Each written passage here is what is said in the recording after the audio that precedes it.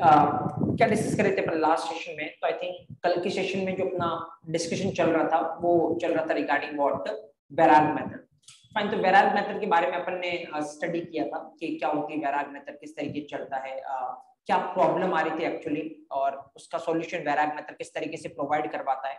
ये सारी चीजें अपन ने कल के सेशन में डिस्कस की थी। उसके बाद इवन अपन ने देखा था कि जावा के प्रोग्राम को चलाने में जावा के कंपाइलर का क्या रोल होता है और जावा के प्रोग्राम को चलाने में जेवीएम का क्या रोल होता है। तो अपन ने डिस्कस किया था कि डॉट जावा फाइल क्या होती है, डॉट क्लास फाइल क्या होती है, कौन बनाएगा डॉट क्लास फाइल, कौन बनाएगा डॉट जावा फाइल, मतलब इंटरनली प्रोग्राम चलता किस तरीके से है, वो चीजें अपन ने डिस्कस की थी। तो फिर आज के सेशन का इंटेंशन अपना क्या रहेगा, तो again one of the most important topic and that is what main method. क्या होता है मेन मेथड? क्योंकि अभी तक जितने भी कोड अपन ने चला के देखा है, वेदर वो मैंने आपको वेरिएबल्स में चला के दिखाया था इसका आउटपुट क्या होगा, इसका आउटपुट क्या होगा, या कल अपन ने वेराग मेथड में चला के देखा है इसका आउटपुट क्या होगा, इसका आउटपुट क्या होगा। तो फिर हर एक प्रोग्राम जो अपन ने चला के देखा है, एक चीज आपने कंटिन्यूअसली वहां पे देखी होगी, क्या लिखा है अपन ने हर बार? Main method, right. हर बार अपन मेन मेथड लिखते हैं तभी वो प्रोग्राम चलने वाला है। तो फिर इतनी क्या इंपॉर्टेंस है इस मेन मेथड की और किस तरीके के क्वेश्चन बन सकते हैं, एक एक क्वेश्चन को अपन रिप्रेजेंट करते हैं। जस्ट बहुत आराम से देखना है क्योंकि again this is the most important one. क्योंकि आप, जैसा मैंने आपको कल भी बोला था, आप किससे पूछोगे व्हाट इज मेन मेथड, तो खाली यहाँ पे 2-3 आंसर निकल के आते हैं। पहली बात तो अगर जावा के प्रोग्राम को चलाना है तो अपने को क्या चाहिए? Main method, right. दूसरी बात, हमेशा जावा का प्रोग्राम चलना कहाँ से स्टार्ट होगा? मेन मेथड से। तो फिर एक्चुअली अगर ये कोई बोलता है कि हमेशा जावा का प्रोग्राम मेन मेथड से चलना स्टार्ट होगा, that is technically wrong. Actually ऐसा है नहीं। लेकिन अभी तक जितने भी प्रोग्राम अपन ने भी ट्रेस किए हैं, राइट, मैंने भी आपको बताया कि ट्रेस करना कहाँ से स्टार्ट करना है? मेन मेथड से, राइट। तो एक्चुअली क्या है और क्या रियलिटी है, चलो अपन एक एक पॉइंट डिस्कस करते हैं। और आपको अगर पूछा जाए तो किस तरीके से मेन मेथड के रिगार्डिंग आंसर करना है, चलो देखते हैं अपन यहाँ पे। मेन मेथड क्या होता है? फर्स्ट एंड फॉरमोस्ट पॉइंट मैं आपको बता रहा हूँ। देखो, जैसे बाकी मेथड होती है, जैसे सपोज आपका कोई M1 मेथड है, M2 मेथड है, कल अपन ने एक ऐड मेथड बनाया था, बाकी जो भी मेथड है, जितने भी मेथड है, राइट, कंपाइलर के लिए जैसे ये मेथड है वैसा ही आपका कौन सा मेथड है? Main method. कंपाइलर के लिए मेन मेथड कोई स्पेशल मेथड नहीं। जिस तरीके से कंपाइलर M1, M2 और बाकी किसी मेथड को ट्रीट करेगा, कंपाइलर मेन मेथड को भी उसी तरीके से क्या करने वाला है? ट्रीट करने वाला है। तो जो नॉर्मल सिंटैक्स कंपाइलर बाकी मेथड में देखता है, मेन मेथड में भी कंपाइलर वही सिंटैक्स देखने वाला है, कोई स्पेशल चेकिंग नहीं करने वाला, राइट। जैसे मैं आपको बताता हूँ, जैसे अपन ने एक पॉइंट डिस्कस किया था ना कि ऑब्वियसली हर एक मेथड जो अपन लिखते हैं, जैसे मान लो मैं यहाँ पे कुछ लिख रहा हूँ, ऑब्जेक्ट हियर, एक अपन प्रोग्राम लिखते हैं सो दैट प्रैक्टिकली आप रियलाइज कर सको। सपोज क्लास टेस्ट, और इसके अंदर एक मेथड लिख रहा हूँ, सपोज वॉइड M1। एक मैंने मेथड बनाया, कौन सा मेथड है? M1 method. आपको पता है जावा में मैंने आपको बताया हर एक मेथड का कंपलसरी क्या होना चाहिए? Return type. तो मान लो अगर आप ये रिटर्न टाइप हटा देते हो तो क्या होगा? कंपाइलर आपको एरर देने वाला है। क्या बोलेगा कि ये मेथड पॉसिबल ही नहीं है, क्यों? क्योंकि जावा में ऐसी कोई मेथड हो ही नहीं सकती जिसका क्या नहीं हो? रिटर्न टाइप नहीं हो। एक बार चला के देखते हैं, एंड डेफिनेटली अगर चलाओगे तो आपका कंपाइलर आपको एरर देने वाला है। तो फिर चलाने के लिए मैं जाता हूँ टर्मिनल पे, और यहाँ पे जहां पे अपनी ये फाइल सेव है, तो फिर जहां पे अपनी फाइल सेव है अपन वहां पे चलते हैं, दैट इज डेस्कटॉप। ओके, तो let me move to the desktop and now अगर यहाँ पे कंपाइल करें अपन जावा सी एंड देन टेस्ट.java, जैसे ही कंपाइल करोगे देयर विल बी एरर। यहाँ पे आपको कंपाइल टाइम एरर देखने को मिलेगी। ये बोलेगा इनवैलिड मेथड डिक्लेरेशन। क्या चाहिए इसको? रिटर्न टाइप चाहिए, क्योंकि बिना रिटर्न टाइप की जावा में कोई मेथड हो नहीं सकती। तो जैसे ऑब्जर्व करना, मैं यहाँ पे M1 लिखा, कंपाइलर ने एरर दी क्योंकि इसके पास क्या नहीं है? रिटर्न टाइप नहीं है। मान लो मैं लिखता हूँ पब्लिक स्टैटिक वॉइड मेन, जो भी मेन मेथड का सिंटैक्स है मैं वो लिखता हूँ, राइट।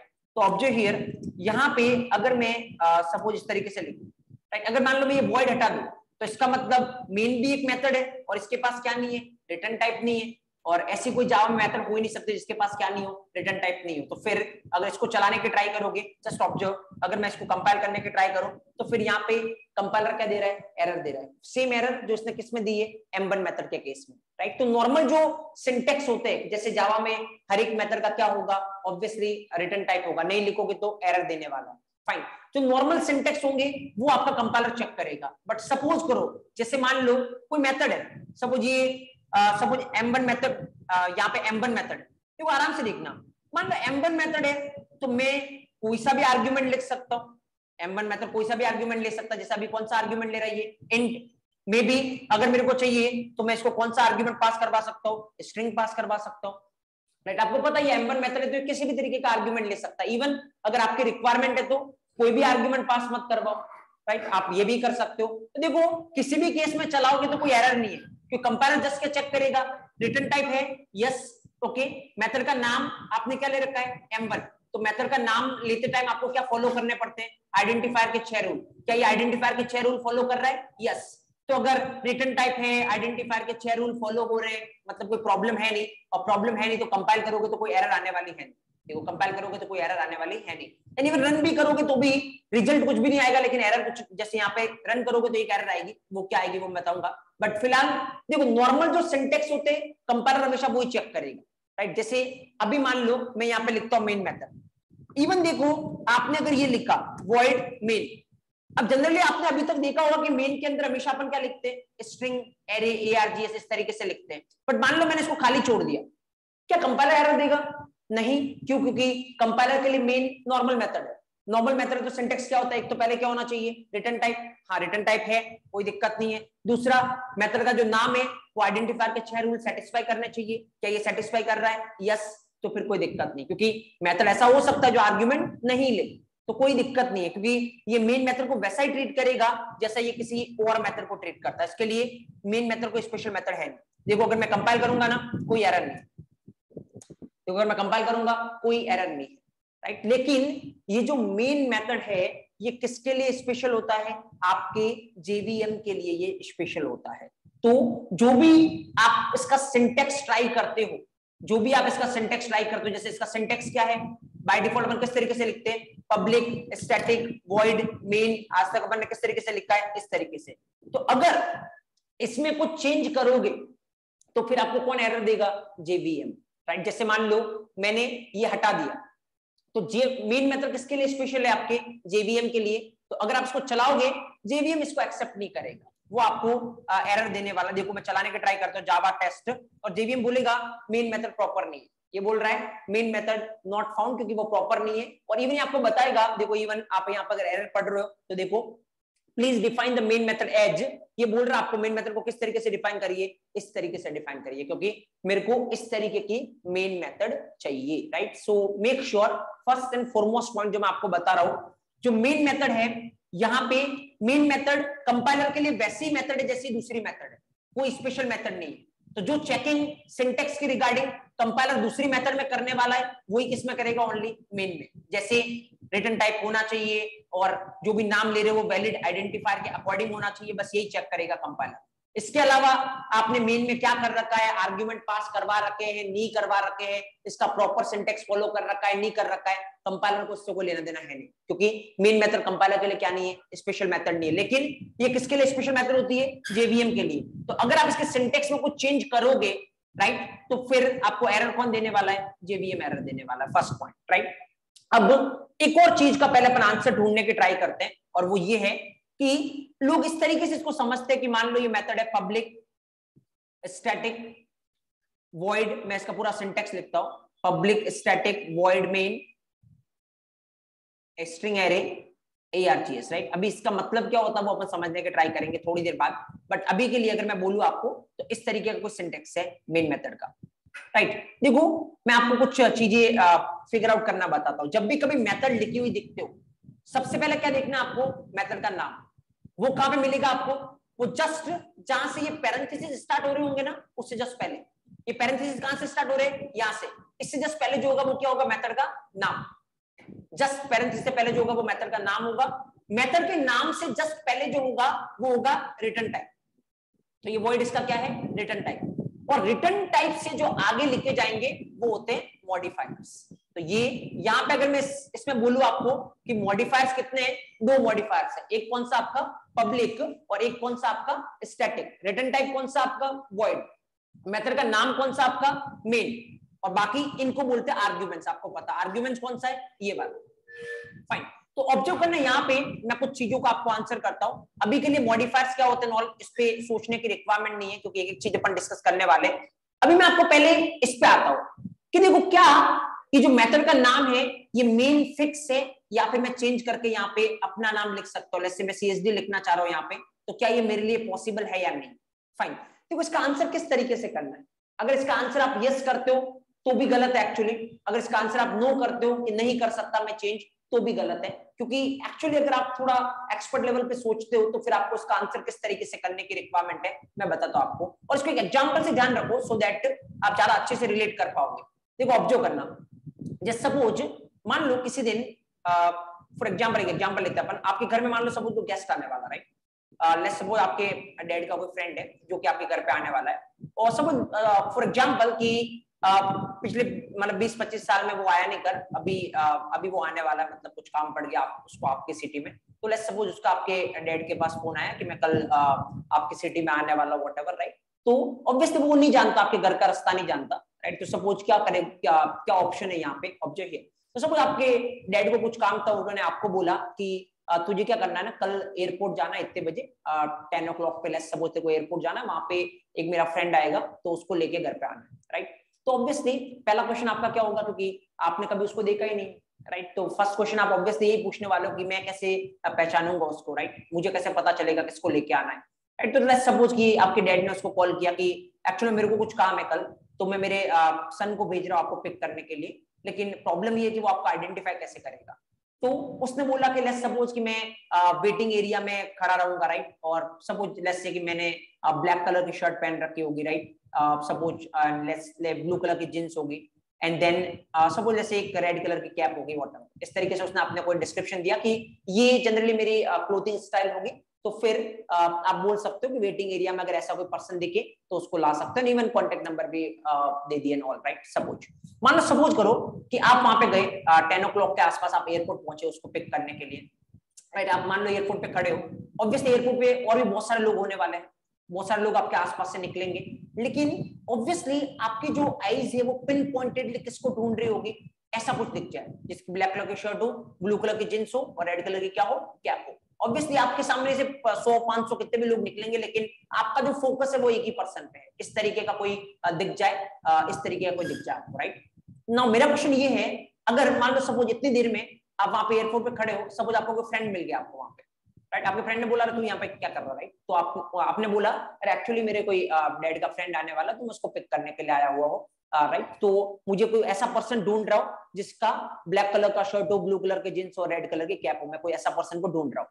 तो अगर आपका फ्रेंड आपसे पूछेगा ऐसे ही पर्सन को भी ढूंढ रहे हो जिसके ब्लैक कलर की शर्ट हो, ब्लू कलर की जींस हो, रेड कलर की कैप हो, तो आप क्या बोलोगे, मेरे को नहीं पता यार, मेरे डैड ने मेरे को बोला कि ऐसे किसी पर्सन को लेके आना है तो मैं ढूंढ रहा हूँ, राइट। ना ऑब्जेक्ट हियर, यहाँ पे मैं इसको कैसे रिलेट करना चाह रहा हूँ, यहाँ पे आप जो हो, राइट, यहाँ पे ये आप हो और यहाँ पे आपके डैड है, राइट। तो आप एक काम करो ना, जो आपका डैड है उसको मानो एक्चुअली जावा किसके अंडर में करंटली, ऑब्वियसली करंटली कौन सी कंपनी जावा को टेक केयर कर रही है, ओरेकल, फाइन। और आप खुद को मानो जेवीएम, राइट। तो अगर जेवीएम से आप पूछोगे कि भाई तो हमेशा मेन नाम की मेथड को ही क्यों ढूंढता है, तो जेवीएम का एक आंसर होगा मुझे नहीं पता, मेरा ओनर है कौन, ओरेकल कॉर्पोरेशन, और उसने मेरे को इस तरीके से बोला है कि तेरे को जब भी चलाए तेरे को किस नाम की मेथड को ढूंढना है, मेन नाम की मेथड को ढूंढ रहा है, इसलिए मैं हमेशा जब भी चलता हूं मैं किस नाम की मेथड को ढूंढता हूं, मेन नाम की मेथड को ढूंढता हूं, क्योंकि मेरे ओनर ने मेरे को ऐसे इंस्ट्रक्शन दे रखे। आप बोलोगे तो क्या बोलोगे, मैं इस पर्सन को इसीलिए ढूंढ रहा हूं क्योंकि मेरे डैड यानी मेरे ओनर ने मेरे को इंस्ट्रक्शन दे रखे कि इस तरीके के पर्सन को लेके आना है, तो मैं पिन पॉइंटेडली उसी तरीके के पर्सन को ढूंढने वाला हूं। अगर मेरे को नहीं मिलेगा तो मैं क्या करूंगा, ऑब्वियसली एरर रेज करूंगा कि भाई ऐसा तो मेरे को कोई मिला ही नहीं एयरपोर्ट पे, मैं किसको लेके आऊं, और मिल गया तो मैं लेके आ जाऊंगा। सेम जेवीएम क्या करता है, अगर इस तरीके को मिल गई तो उसको चला देगा, नहीं मिला तो ये एरर रेज करेगा कि भाई जो मेरे को बोला गया था कि तेरे को चलते टाइम इस तरीके के किसी मेथड को ढूंढना है, वो मेथड मेरे को नहीं मिली, राइट। तो अगर सिंपल सा क्वेश्चन मैं आपसे पूछूं कि जेवीएम हमेशा चलते टाइम मेन नाम के मेथड को ही क्यों ढूंढता है, तो आपका आंसर क्या होगा, जेवीएम एक सॉफ्टवेयर है जो कि जावा के प्रोग्राम को चलाता है, उसके अंदर सॉफ्टवेयर के अंदर क्या होते हैं, इंस्ट्रक्शन दिए होते हैं, और उसके अंदर इंस्ट्रक्शन डाल रखे कि चलते टाइम पे हमेशा कौन से नाम की मेथड को ढूंढना है, मेन नाम की, इसलिए जब भी जेवीएम चलेगा ये हमेशा किस नाम की मेथड को ढूंढेगा, मेन। नाउ ये थोड़ा एक्सपर्ट लेवल का आंसर होगा क्योंकि यहाँ पे आप रिलेट कर पा रहे हो एक्चुअली कि जेवीएम क्या है, किसने इसमें इंस्ट्रक्शन डाल रखे, एक चीज आप थोड़ा रिलेट कर पा रहे हो, राइट। खाली ऐसा नहीं बोल रहे हो कि ऑब्वियसली सेट कर रखा होगा या कुछ कर रखा होगा, राइट। नाउ सेकंड क्वेश्चन अगर मैं आपको इस स्टोरी से पूछूंगा कि लेट्स से क्या ये नाम मेन जो ये फिक्स है या ये चेंजेबल है, इन फ्यूचर कभी चेंज हो सकता है। अगर सपोज करो, मान लो अगर सपोज वो गलत वापस मेरे पास, मैं यहाँ पे खड़ा हूं और मेरे पास डैड का फोन आ जाए कि अरे यार गलती से मैंने गलत बता दिया था, एक्चुअली उल्टा हो गया था, ब्लू कलर की शर्ट होगी और ब्लैक कलर की जींस होगी, राइट। तो इस तरीके के पर्सन को लेके आना, राइट। मैंने गलती से तेरे को उल्टा बता दिया था, ब्लैक कलर की शर्ट और ब्लू कलर की जींस। तो ऑब्वियसली आप क्या करोगे, इमीडिएटली उस मोमेंट ऑनवर्ड्स आप उल्टा ढूंढने लगोगे जिसकी ब्लू कलर की शर्ट और ब्लैक कलर की जींस हो। क्यों? क्योंकि आपके ओनर ने आपके इंस्ट्रक्शन क्या कर दिए, चेंज कर दिए। और अगर आपके ओनर ने इंस्ट्रक्शन चेंज कर दिए, इमीडिएटली आपके आके दूसरे को ढूंढने लग जाएगी, राइट। सेम, अगर क्या मेन का नाम चेंज हो सकता है? यस, कल हो सकता है। अगर अगले आने वाले वर्जन में ओरेकल कॉर्पोरेशन इसके अंदर इंस्ट्रक्शन चेंज कर दे और उसको बोले मेन नहीं सीएसडी मेथड को ढूंढना है, तो डेफिनेटली अगले वर्जन से किसको ढूंढने लग जाएगा, सीएसडी नाम की मेथड को ढूंढने लग जाएगा। बट जस्ट नाम मेन होने के पीछे इंटेंशन क्या है? क्योंकि मैंने आपको बोला इंडस्ट्री पूरी किस पे बेस्ड रहती है, रीडेबिलिटी। तो नाम मेन है तो कोई भी समझ सकता है कि ये मेन मेथड है, मतलब ये कौन चलाने वाला है, ऑटोमेटिक कौन चलाएगा, जेवीएम। अगर नाम आपने सीएसडी दिया हो तो रीडेबिलिटी नहीं है, कौन चलाएगा कौन नहीं चलाएगा। नाम मेन पढ़ते मतलब यहां से मेन काम ऑर्गेनाइज होने वाला है, मतलब इसको कौन चलाने वाला है, जेवीएम चलाने वाला। तो this is the readability factor, that's why इसका नाम क्या होता है, मेन। बट ऐसा नहीं है कि फिक्स है, क्योंकि जनरली हैबिट ऐसी हो जाती है। आपने इससे अगर सी लैंग्वेज के थ्रू आए हो तो सी में भी फंक्शन का नाम क्या होता है, मेन। आप सी प्लस प्लस में वहां पे आपने क्या देखा होगा, मेन। आप जावा में यहाँ पे आप क्या देख रहे हो, मेन। तो फिर एक थ्योरी सेट हो जाती है कि नाम मेन ही होता है, कोई चेंज नहीं कर सकता। But that's not a reality actually. अगर चेंज करना चाहे तो वो कर सकते। मैं अगर आपसे क्वेश्चन करूं क्या आप इस नाम को चेंज कर सकते हो? नहीं, क्योंकि मेरे पास एक्सेस नहीं है, क्योंकि मैं ओनर नहीं हूं किसका, जेवीएम का। जैसे सब वो सेम, अगर आपको कोई आपका फ्रेंड कॉल करके बोले कि भाई ऐसा नहीं दूसरे पर्सन को लेके आना, क्या आप उसको ढूंढोगे? नहीं। क्यों? क्योंकि उस आपके फ्रेंड को क्या पता, उसके पास राइट नहीं है आपको इंडिकेट करने का, आपको इंस्ट्रक्शन देने का। लेकिन हाँ, आपके डैड आपको फोन करके बोले तो इमीडिएटली आप करने वाले हो, क्योंकि उनके पास राइट है वो करने का। तो सेम, क्या आप कर सकते हो? नहीं, आपके पास राइट नहीं है, इसलिए आप इस नाम को चेंज नहीं कर सकते। क्योंकि इसको चेंज करने के लिए आपको जेवीएम के अंदर का कोड क्या करना पड़ेगा, कस्टमाइज करना पड़ेगा, चेंज करना पड़ेगा। जहां पे जेवीएम के अंदर जो कोड है, जो उसको इंस्ट्रक्शन दे रखे, उसमें जहां मेन लिख रखा है वहां पे आपको जाके सीएसडी करना पड़ेगा। बट वो आप नहीं कर सकते, क्योंकि जेवीएम के अंदर क्या लिख रखा है उसकी एक्सेस आपके पास नहीं है। उसकी एक्सेस किसके पास है, ओरेकल कॉर्पोरेशन के पास। तो वो करना चाहे तो उसको चेंज कर सकते हैं। तो अगर मैं फुल प्रूफ इसको समराइज करने जाऊं अगर, तो सिंपल मैं इसको समराइज करता हूं। चलो मैं आपसे क्वेश्चन फॉर्मेट में करता हूं। जेवीएम हमेशा, पहला क्वेश्चन अगर मैं ये बोलूं, जेवीएम हमेशा मेन नाम के मेथड को क्यों ढूंढता, आपका आंसर क्या होगा? सिंपल, जेवीएम एक सॉफ्टवेयर है जिसके अंदर इंस्ट्रक्शन डाल रखे हैं कि जब भी चलेगा वो किस नाम की मेथड को ढूंढेगा, मेन नाम की मेथड को ढूंढेगा। दूसरा, क्या आप एज ए प्रोग्रामर मेन का नाम चेंज कर सकते हो? आंसर नहीं, क्योंकि अपने पास एक्सेस नहीं है। क्योंकि इसके लिए चेंज करने के लिए जेवीएम का कोड क्या करना पड़ेगा, कस्टमाइज करना पड़ेगा, और जेवीएम का कोड अपने पास नहीं है। लेकिन अगर ओरेकल कॉर्पोरेशन वाले चाहे तो ये काम कर सकते हैं। कोई नाम फिक्स नहीं है कि मेन ही होगा, वो चाहे तो उसको चेंज कर सकते हैं, क्योंकि उनके पास क्या है, राइट है। तो वो जेवीएम के अंदर जो कोड लिखा गया उसको चेंज कर सकते हैं, और चेंज होते ही अगली बार से वो मेन की जगह किसी और मेथड को ढूंढने लग जाएगा, right. That's a same. Okay, अब एक और जो मिसकंसेप्शन काम करता है, एक और जो मिथ काम करती है, इसके रिगार्डिंग में आपको आंसर प्रोवाइड करता हूं। वो ये है, चलो ये तो पता चल गया आपको कि नाम फिक्स है या चेंज कर सकते हो। अगर चेंज कर सकता है तो कौन कर सकता है और किस तरीके की स्टोरी चल रही है। लेकिन दूसरा एक और क्वेश्चन मैं आपसे पूछता हूं। देखो, ऑल्दो ये जो सिंटेक्स आपको दिख रहा है मेन मेथड का, ये बहुत स्ट्रिक्ट है कि जब जेवीएम चलेगा हमेशा इसी तरीके के मेन मेथड को ढूंढेगा, पब्लिक, स्टैटिक, वॉइड, मेन, और इस तरीके से जो चीजें ले रही, राइट। तो क्या इसमें अपन कुछ चेंज कर सकते हैं या नहीं कर सकते, राइट। ऑब्जर्व हियर, चलो अगर आराम से देखना, मान लो कि आपके डैड ने आपको बोला इस तरीके से किसी पर्सन को लाने का जिसने क्या कर रखा है, ब्लैक कलर की शर्ट पहन रखी है, ब्लू कलर की जींस और रेड कलर की कैप लगा रखी है। सपोज करो, मान लो कि आपको एक पर्सन दिख गया ऐसा जिसने ब्लैक कलर की शर्ट पहन रखी है, ब्लू कलर की जींस, लेकिन बस खाली एक प्रॉब्लम है, पता क्या, रेड कलर की कैप उसने सर पे नहीं लगा रखी, उसने हाथ में ले रखी है, राइट। मतलब हाथ में पकड़ रखी है, अभी निकाल के उसने लगा नहीं रखी है। तो क्या आप घर पे फोन करके पूछने वाले हो कि भाई ऐसा पर्सन है लेकिन उसने कैप लगा नहीं रखी है, हाथ में पकड़ रखी है, तो क्या लेके आना उसको या नहीं? ऑब्वियसली नहीं पूछने वाला। अगर पूछोगे तो समझेगा पता नहीं किसको बॉर्न कर लिया, राइट, है ना। ऑब्वियसली दिमाग की कमी है, तो फिर ऑब्वियसली ऐसा नहीं करने वाले आप, क्योंकि आपको पता उससे कोई फर्क नहीं पड़ता। उसके पास रेड कलर की कैप है, मतलब हो सकता है कि अभी कुछ प्रॉब्लम हो रही होगी, उसने निकाल दी होगी, राइट। तो ऑल्दो आपको इंस्ट्रक्शन क्लियर क्या थी कि ब्लैक कलर की जींस, ब्लू कलर की शर्ट या फिर रेड कलर की कैप जो भी है, लेकिन थोड़ा बहुत चेंज होगा तो आप अपने हिसाब से एडजस्ट कर लोगे कि ये बिहेवियरेबल है, कोई दिक्कत नहीं, राइट। तो इसी तरीके से मैं ये बोल रहा हूं आपको खाली कि ये जो सिंटेक्स है इसको लोग मानते हैं कि बहुत स्ट्रिक्ट है, इसमें कुछ भी चेंज नहीं कर सकते, बट एक्चुअलिटी ऐसा है नहीं, आप इसमें कुछ कुछ चेंज कर सकते हो जिसकी वजह से इतना इंपैक्ट नहीं पड़ने वाला, राइट। तो वो कौन से चेंज है एग्जैक्टली जिसकी वजह से इतना इंपैक्ट नहीं पड़ने वाला और आप इस पे चेंज कर सकते हो। चलो पहले थोड़ा डिस्कशन अपन उस पर करते हैं। तो वापस से मैं अगली स्लाइड पे एक बार इसको लिखता हूं और देखते हैं अपन क्या क्या चेंज कर सकते हैं। Let's say public static void main fine, और इसके अंदर सपोज लेट्स से इस तरीके का सिंटैक्स होता है, right, string array args। Okay, एक बार मैं आपको ऑलरेडी बता चुका हूं कि यहाँ पे ये जो पैरेंथेसिस जस्ट पहले वो क्या होता है, मेथड का नाम। तो यहाँ पे मेथड का नाम आपका क्या है, मेन। तो ओके, पैरेंथेसिस जस्ट पहले जो होता है वो मेथड का नाम है। यहाँ पे मेथड के नाम के जस्ट पहले जो होता है वो क्या होता है, रिटर्न टाइप। तो ये आपका है रिटर्न टाइप। रिटर्न टाइप से पहले जितनी भी चीजें लिखी जाती है वो क्या होते हैं, आपके मॉडिफायर्स। डोंट वरी, अभी मॉडिफायर्स क्या होते हैं, क्योंकि टोटल जावा में कितने मॉडिफायर्स होते हैं, 12 मॉडिफायर्स। अभी आपको दो दिख रहे होंगे, कौन सा, एक पब्लिक, दूसरा कौन सा, स्टैटिक। टोटल 12 मॉडिफायर्स होते हैं। एक मॉडिफायर के बारे में अपन डिस्कस करेंगे जब अपन चैप्टर पढ़ेंगे, डिक्लेरेशन एंड एक्सेस मॉडिफायर। अभी फिलहाल ये मॉडिफायर्स होते हैं, थोड़ा बहुत इसका काम क्या होता है, जहां जितनी जरूरत यहाँ पे पड़ रही है वो अभी मैं आपको बताने वाला हूँ। और ये बाकी जो बच गया ना, इसको टेक्निकली मेन मेथड के केस में एक्चुअली वैसे तो इसको क्या बोलते हैं, मेथड के अंदर जो पास करवाते हैं उसको आर्ग्यूमेंट्स, ऑलरेडी अपन बात कर चुके हैं, बट मेन मेथड के केस में टेक्निकली इसको बोलते हैं कमांड लाइन आर्ग्यूमेंट्स। अब इसके पीछे रीजन क्या है, don't worry, we will discuss command line argument क्या होता है। चलो अभी फिलहाल जो अपना क्वेश्चन था वो ये है कि इस सिंटेक्स में क्या अपन कुछ चेंज कर सकते हैं या नहीं कर सकते, राइट। देखो पहली एक चीज मैं आपको बता रहा हूं जो कि खाली इसमें नहीं, पूरी थ्रू आउट द जावा वो चीज हमेशा वैलिड रहेगी, वो ये है, देखो रिटर्न टाइप के आगे जो भी लिखा जाता है वो क्या होता है, आपके मॉडिफायर्स। तो जैसे अगर मेन मेथड में बात करें तो कितने मॉडिफायर है, दो, कौन सा, पब्लिक और दूसरा कौन सा, स्टैटिक। देखो मॉडिफायर का काम क्या होता है, इंडिकेशन देना। जैसे अभी मैं थोड़ी देर बाद आपको बताऊंगा, पब्लिक मतलब क्या है, कोई भी इसको एक्सेस कर सकता है।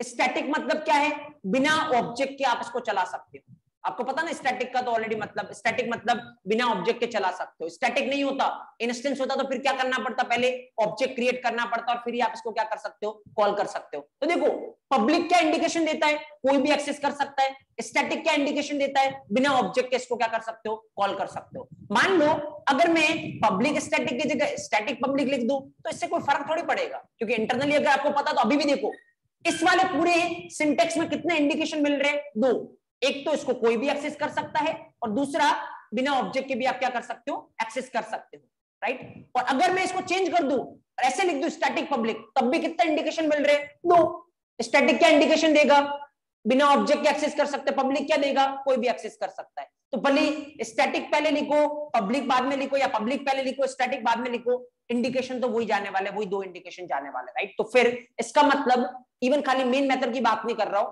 जितने भी मॉडिफायर्स अपन डिस्कस करेंगे, मॉडिफायर्स का ऑर्डर कभी मैटर नहीं करता, क्योंकि मॉडिफायर हमेशा क्या देने के काम आते हैं, इंडिकेशन। तो पहले लिखोगे तब भी वो इंडिकेशन देगा, बाद में लिखोगे तब भी वही इंडिकेशन देने वाला। तो पहला चेंज जो आप मेन मेथड के सिंटैक्स में कर सकते हो वो ये है, आप इन मॉडिफायर को इंटरचेंज कर सकते हो, मतलब किसी को भी पहले लिखो किसी को बाद में लिखो, कोई फर्क पड़ेगा नहीं। जैसे मैं आपको यहाँ पे बताता हूँ, देखो अब जो करना, मान लो पहले मैं इस तरीके से लिखता हूँ, public static void main string array args, और इसके अंदर मान लो मैं यहाँ पे प्रिंट करवाता हूँ, suppose system dot out dot print L N, और जैसे मैंने प्रिंट करवाया कुछ भी CST, राइट।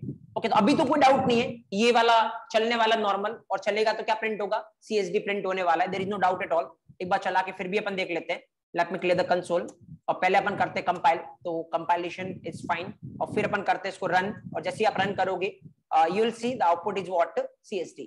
इवन देखो आप स्टैटिक को पहले लिख लो, पब्लिक को बाद में लिख लो, कोई इंपैक्ट इससे क्रिएट होने वाला है नहीं, कोई इंपैक्ट इससे क्रिएट होने वाला है नहीं, और अभी भी सेम ही रिजल्ट आने वाला है, अभी भी ये चलेगा, कोई प्रॉब्लम नहीं है। देखो compilation that is perfectly fine, कोई इशू है नहीं, आप इसको रन करो and it is also perfectly fine, what's the output, CSD is the output, right. क्योंकि इंडिकेशन वही दो मिलने वाले जो पहले मिल रहे थे। वही बात होगी कि कैप हाथ में पकड़ रखी या सर पे लगा रखी, अल्टीमेटली उसके पास कैप होने से मतलब है जो कि कैप है उसके पास, राइट। तो द सेम थिंग, मॉडिफायर आप पहले लिखो या बाद में लिखो उससे कोई फर्क पड़ता नहीं, इंडिकेशन वही रहने वाला। तो पहला चेंज आप ये कर सकते हो। चलो आप मेरे को इसको देख के बताओ आपके अकॉर्डिंग और कोई चेंज आपको लगता है यहाँ पे अपन जो कर सकते हैं, तो कुछ कुछ तो आप भी बता सकते हो मेरे को, आपके अकॉर्डिंग कुछ ऐसा चेंज आपको लग रहा है जो अपन कर सकते हैं।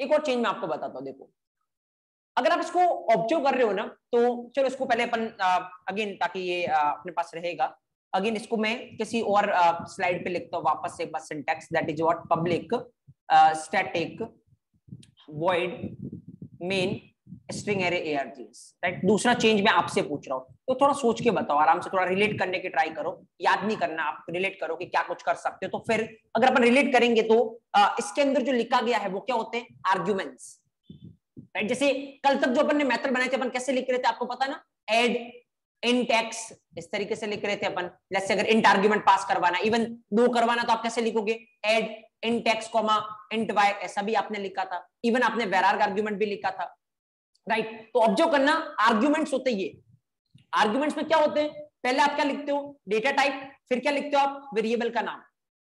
तो यहां पे देखो, ऑल्दो ये क्या है, एरे है, एरे अभी तक अपन ने पढ़ा नहीं, बट एरे भी क्या होता है, डेटा टाइप, इतना आपको पता है, थोड़ा सा मैंने हिंट दिया था कि डेटा टाइप की बात करते हैं तो कितने तरीके के डेटा टाइप होते हैं, 3। कौन कौन सा, एक प्रिमिटिव, दूसरा कौन सा, डेराइव्ड, और तीसरा कौन सा, यूजर डिफाइंड। यूजर डिफाइंड कौन होते हैं आपकी क्लास, डेराइव्ड में कौन आता है, एरे। तो फिर ये एक डेटा टाइप है, और इसके आगे जो लिखा जाएगा वो क्या है, वेरिएबल, ARGS क्या है, वेरिएबल का नाम, राइट। तो देखो आपको पता है वेरिएबल का नाम कुछ भी आप दे सकते हो, खाली आपको ध्यान क्या रखना है, तो सबसे फर्स्ट डे का सेशन था क्या, आइडेंटिफायर के 6 रूल, उसको सेटिस्फाई करना चाहिए। अगर उसको सेटिस्फाई करता है तो आप कुछ भी नाम लिख सकते हो यहाँ पे।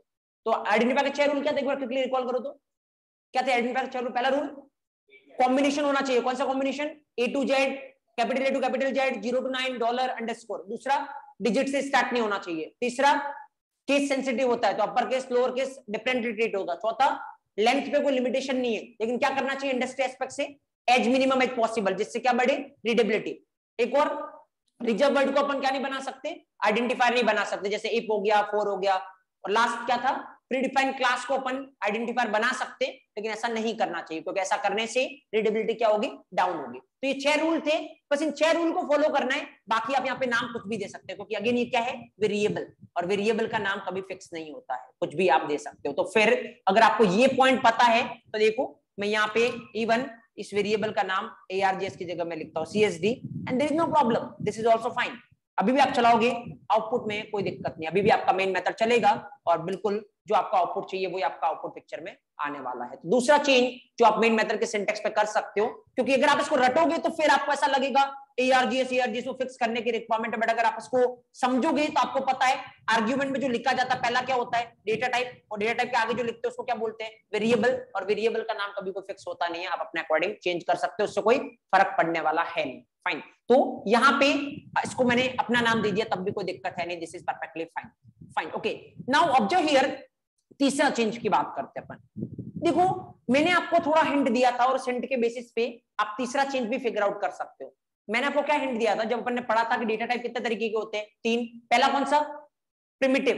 चलो आपको अगर याद आ रहा तो आप बताओ मेरे को, दूसरे या तीसरे दिन का सेशन था जहां पे अपन ने बात की थी। प्रिमिटिव डेटा टाइप का एडवांटेज क्या है, एक टाइम पे एक वैल्यू को स्टोर कर सकता है। डिसएडवांटेज भी यही है कि एक टाइम पे एक ही वैल्यू को स्टोर कर सकता है, मल्टीपल वैल्यू को क्या नहीं कर सकता, स्टोर नहीं कर सकता। तो अगर अपने को एक टाइम पे मल्टीपल वैल्यू स्टोर करनी है तो फिर अपन सेकंड कैटेगरी के पास जाते हैं, किसके पास, डेराइव्ड, और डेराइव्ड में कौन आता है, एरे। तो इसका मतलब अगर यहाँ पे ये एरे है तो ये क्या इंडिकेशन दे रहा है अपने को, कि ये स्ट्रिंग तरीके के कितने भी आर्ग्यूमेंट ले सकता है, स्ट्रिंग तरीके के मल्टीपल आर्ग्यूमेंट ये ले सकता है, क्योंकि एरे है। अगर मेरे को एक ही स्ट्रिंग तरीके का करना होता तो मैं ये एरे वाला साइन नहीं लगाता, तो ये नॉर्मल हो जाता। तो इसका मतलब क्या होता है, स्ट्रिंग तरीके का एक आर्ग्यूमेंट ले सकता है एक टाइम पे, लेकिन जब मल्टीपल आर्ग्यूमेंट करने हैं तो अपन क्या लगाते हैं, एरे। ऑल्दो अभी आपको एरे नहीं पता, थोड़ा बहुत मैंने आपको आइडिया दिया था, एरे अपन सेपरेट टॉपिक पढ़ेंगे, बट एरे मतलब ये स्ट्रिंग तरीके के मल्टीपल आर्ग्यूमेंट ले सकता है। तो देखो एक चीज अपन ने अभी थोड़े दिन पहले ही पढ़ी है, अगर अपने को मल्टीपल आर्ग्यूमेंट देने हैं कि कितने भी आर्ग्यूमेंट ले सकता, आप क्या कर सकते हो, कल ही अपन ने पढ़ा, क्या कर सकते हो आप, वेरार्ग आर्ग्यूमेंट दे सकते हो, राइट। क्योंकि वेरार्ग आर्ग्यूमेंट भी तो यही बोलता है कितने भी आर्ग्यूमेंट ले सकता हो। अब कल आपने ये लिखा था ना, in dot dot dot x, क्या मतलब है, इंट तरीके के कितने भी आर्ग्यूमेंट ले सकता है। आज आपको क्या चाहिए, स्ट्रिंग तरीके के कितने भी आर्ग्यूमेंट चाहिए, इसलिए आपने इसको क्या ले रखा है, एरे।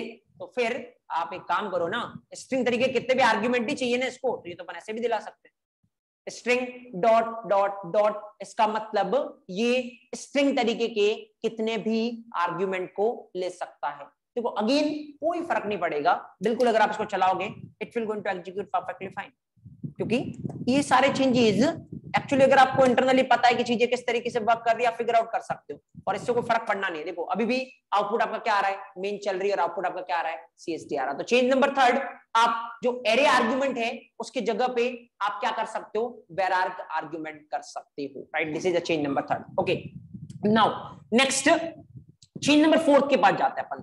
देखो फोर्थ चेंज क्या है, ऑब्जेक्ट हियर। चलो पहले एक काम करो, इतना लिखो उसके बाद हम आगे चलते हैं। पहले एडिंग डालो main method.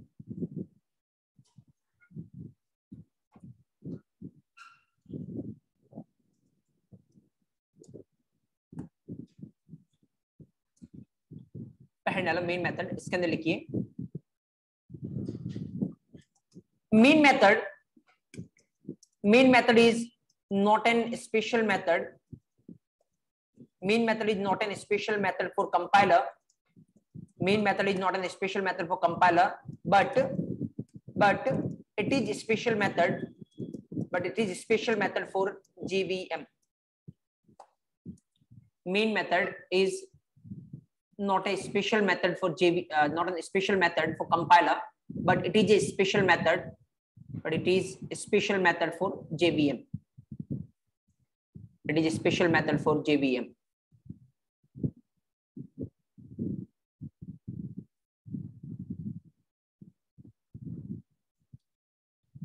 Right okay.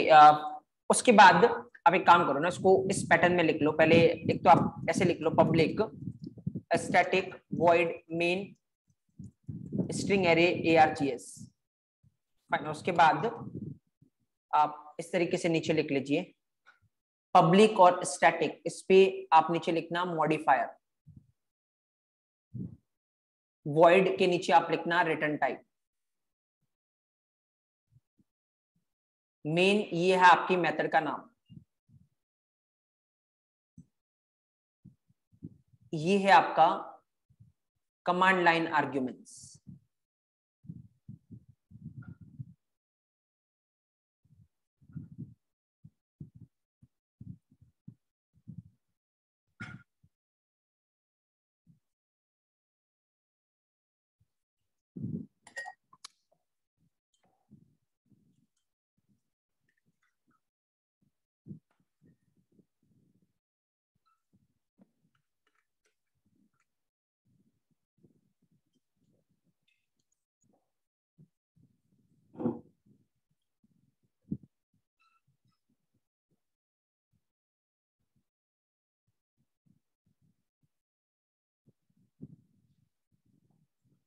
Okay second point लिखो,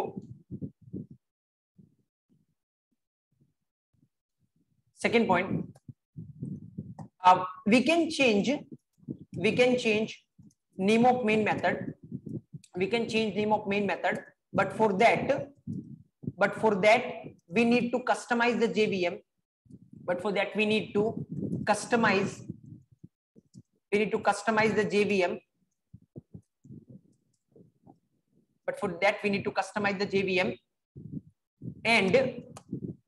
and as a programmer we don't have access to customize the JVM. As a programmer we don't have access to customize the JVM,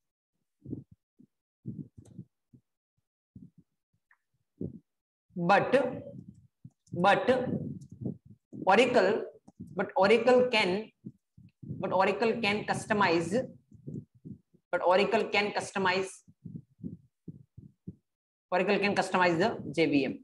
Oracle can customize the JVM.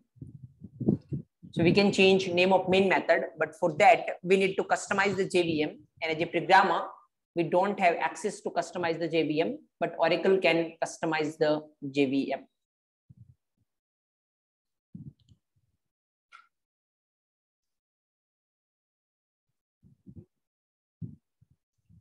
Fine.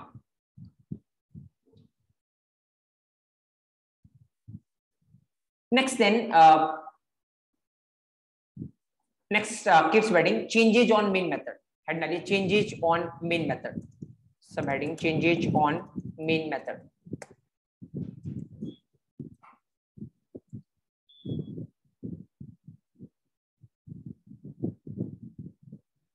इसके अंदर लिखिए although main method syntax is very strict, although main method syntax is very strict, although main method syntax is very strict, but still we can perform some changes, still we can perform some changes over the main method syntax. Although main method syntax is very strict, but still we can perform some changes over the main method syntax. Some changes over the main method syntax. Number first, we can change order of modifiers. We can change order of modifiers because modifiers are only used for giving the indications. We can change order of modifiers because modifiers are only used for giving the indications. Modifiers are only used for giving the indications. यहाँ पे नीचे लिख लेना कि आप अगर ऐसा original तो ऐसा होता है प्लस से पब्लिक, मतलब जो बाय डिफॉल्ट आप लिखते हो वो इस तरीके से लिखते हो, बट अगर इसकी बजाय आप ऐसा लिखोगे तब भी कोई दिक्कत नहीं है। मतलब आपने पहले स्टैटिक लगाया, बाद में आपने पब्लिक लगाया, फिर आपने ऐसा किया, तब भी कोई दिक्कत नहीं है। It is perfectly fine, it's fine.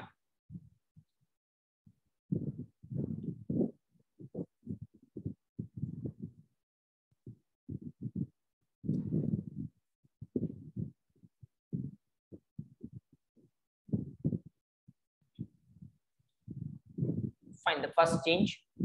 Second point किया आप। Second point, ARGS is an variable name. ARGS is a variable name. So at place of ARGS we can write any valid Java identifier. Valid Java identifier का मतलब जो identifier के rules को satisfy करता हो। ARGS is a variable name. So at place of ARGS we can write any valid Java identifier. Example में ऐसा लिख लेना कि अगर मैं ये लिखूंगा public static void main string array CSD, then also it is fine. आप अपना नाम लिख सकते हो या फिर कुछ भी वेरिएबल का नाम लिख सकते हो जो आपको लिखना है, इट इज फाइन। खाली वो आइडेंटिफायर के 6 रूल को सेटिस्फाई करना चाहिए।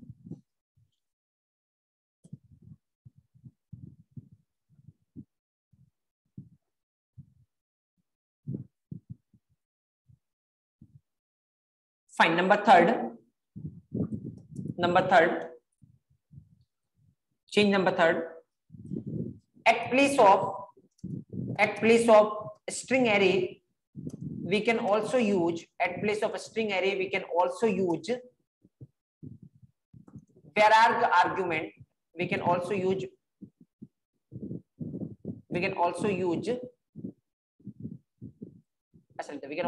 string vararg. एग्जाम्पल लिख लेना कि आप इस तरीके से भी लिख सकते हो, public static void main string and then dot dot dot, actually 3 dot और फिर वेरिएबल का नाम आप जो भी लिखना लिख लो। तो ये 3 चेंजेज अपन ने अभी तक डिस्कस किए। चलो चेंज नंबर 4 डिस्कस करते हैं। 4th चेंज क्या है?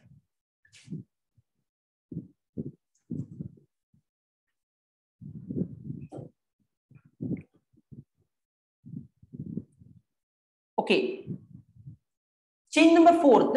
जो चेंज नंबर 4th अभी वैसे आपको इतना समझ में आएगा नहीं क्योंकि अपन ने एक चीज डिस्कस की नहीं है, लेकिन ऑब्वियसली वो चीज अपन डिस्कस करेंगे। अभी जस्ट मैं आपको बता रहा हूँ क्या है चेंज नंबर 4th।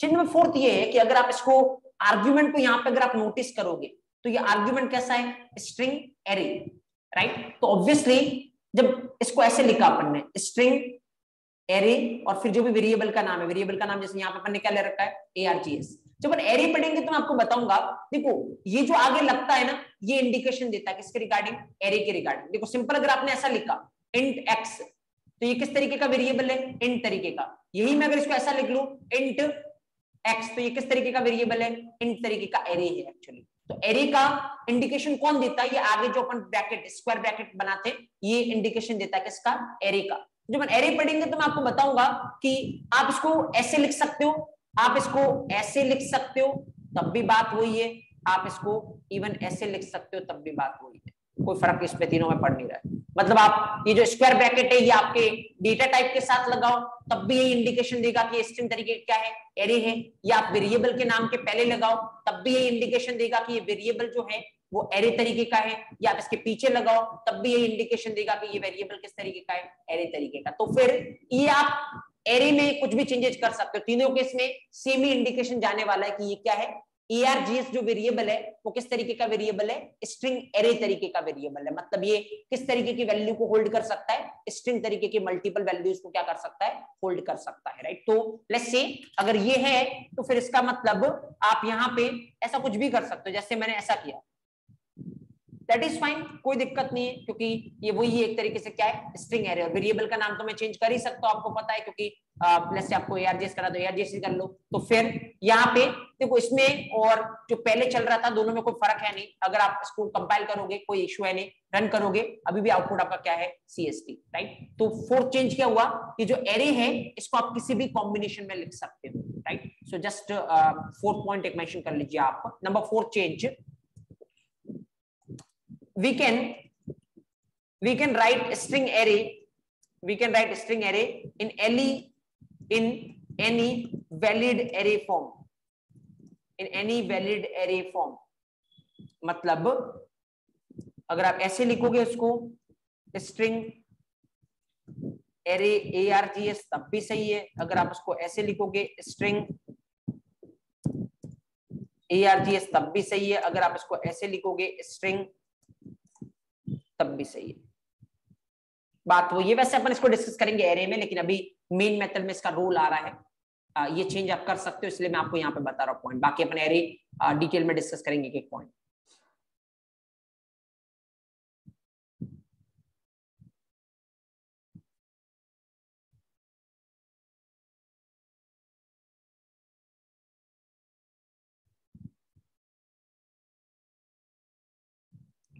फाइन, एक और चेंज है अगेन, ये अगले चैप्टर में ज्यादा बच्चे समझ पाओगे जब अपन डिस्कस करेंगे डिक्लेरेशन एंड एक्सेस मॉडिफायर। अभी थोड़ी देर पहले मैंने आपको एक चीज बताई थी कि यहाँ पे जो ये आपने लिखा है ना, इसमें ये पब्लिक और स्टैटिक क्या है, मॉडिफायर। जो भी रिटर्न टाइप के आगे लिखते हैं वो क्या होते हैं, मॉडिफायर। और मैंने आपको ये भी बोला था तब कि टोटल जावा में कितने मॉडिफायर होते हैं, 12, राइट। तो फिर ये 2 मॉडिफायर आपको यहाँ पे दिख रहे होंगे। इसके अलावा 3 मॉडिफायर और है जिसके नाम मैं यहाँ पे लिख रहा हूँ, एक है फाइनल, एक है आपका synchronised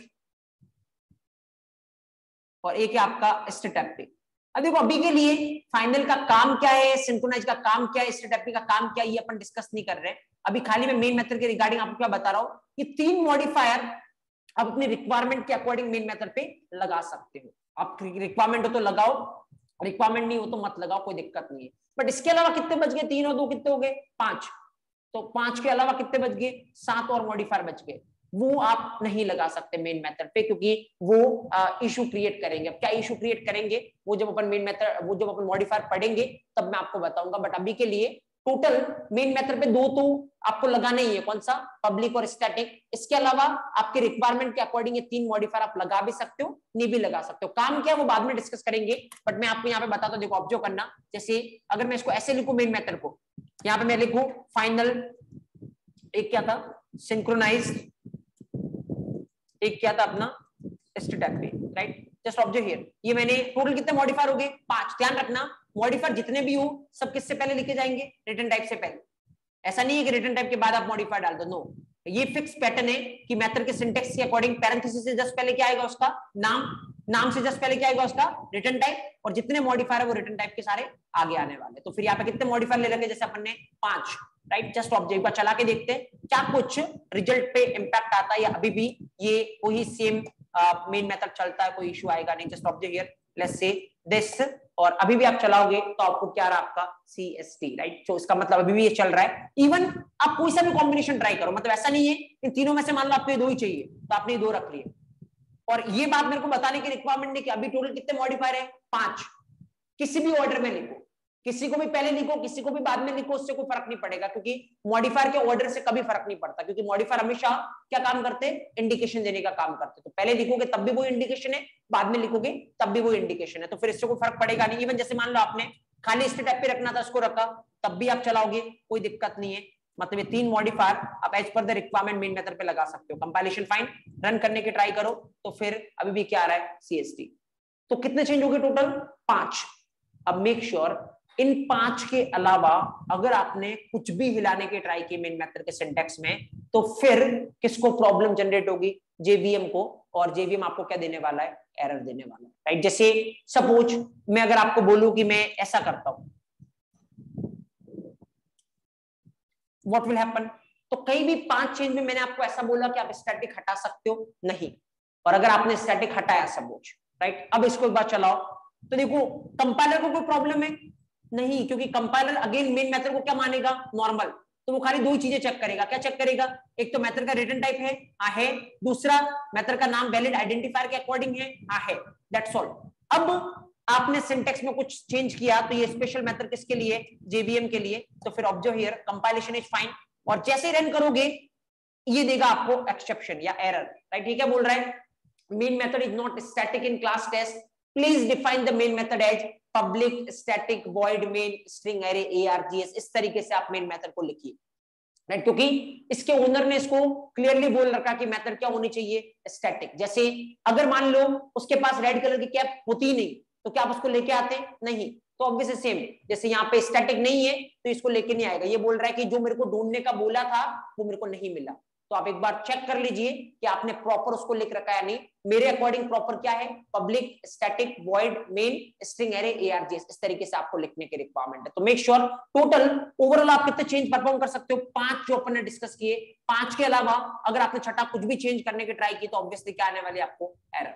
fine, just write it down, जस्ट लिखिए आप number 5, change number 5, as per our requirement, as per our requirement we can apply, as per our requirement we can apply, as per our requirement we can apply following 3 modifiers, as per our requirement we can apply following 3 modifiers on main method, as per our requirement we can apply following 3 modifiers on main method. Number first, final. Number second, synchronized. Number third, state active.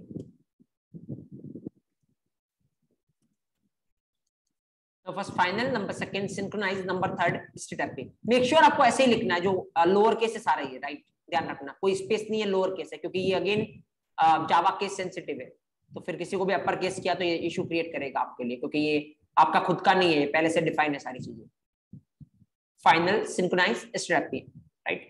Okay, ये लिखने के बाद, ये पांचों चीज लिखने के बाद नीचे नोट लगा के पॉइंट लिखिए एक, and keep it most important. These are the only 5 changes.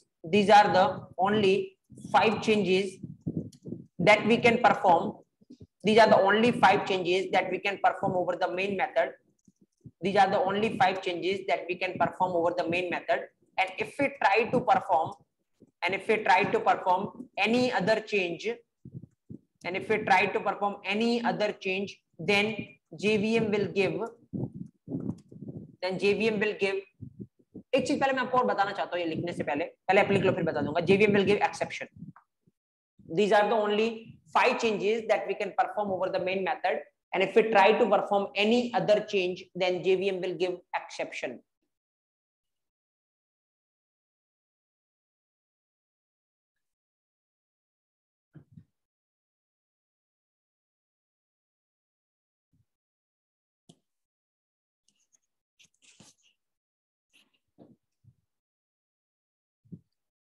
Fine, okay.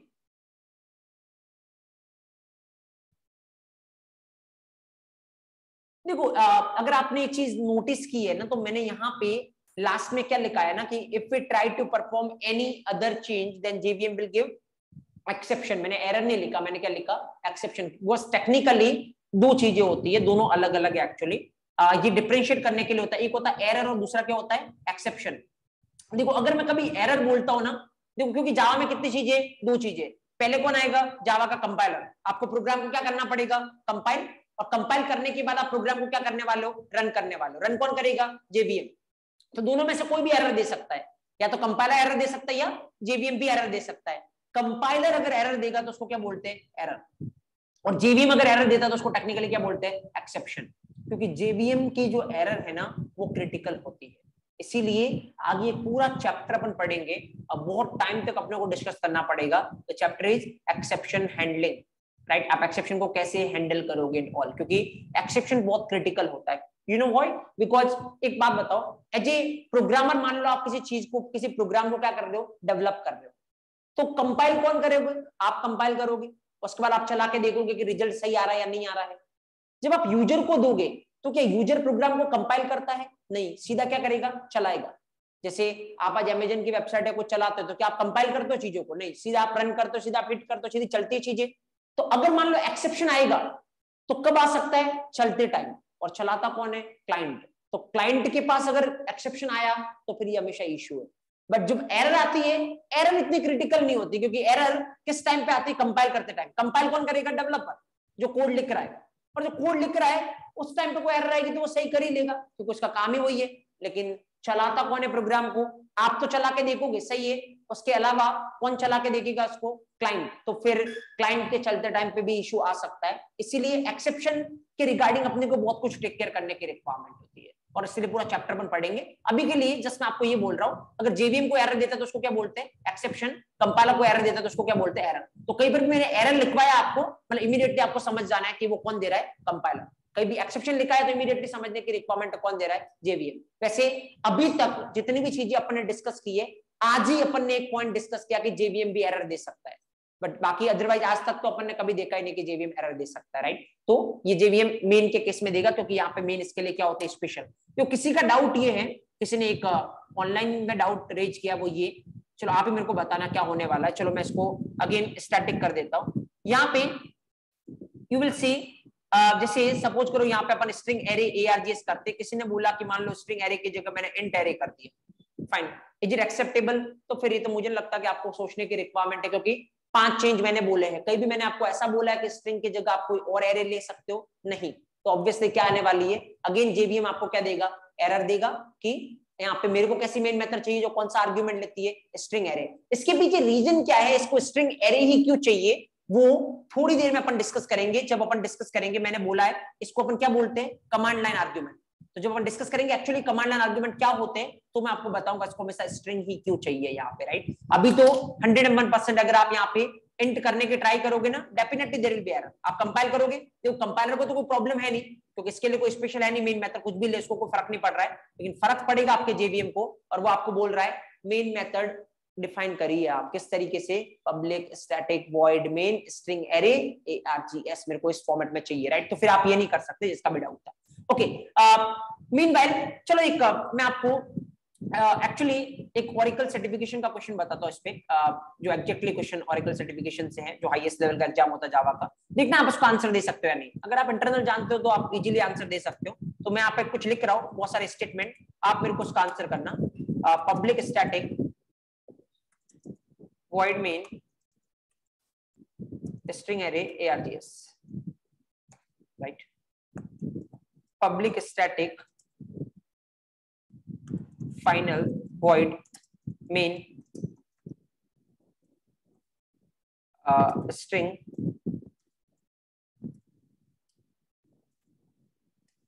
okay, let's say static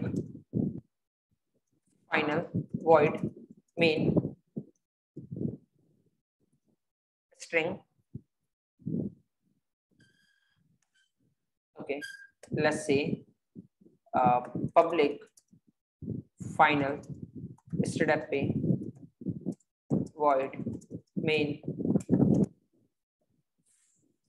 string array CST. Okay, let's suppose public static synchronized,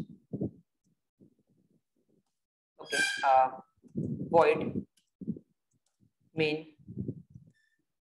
string array CST.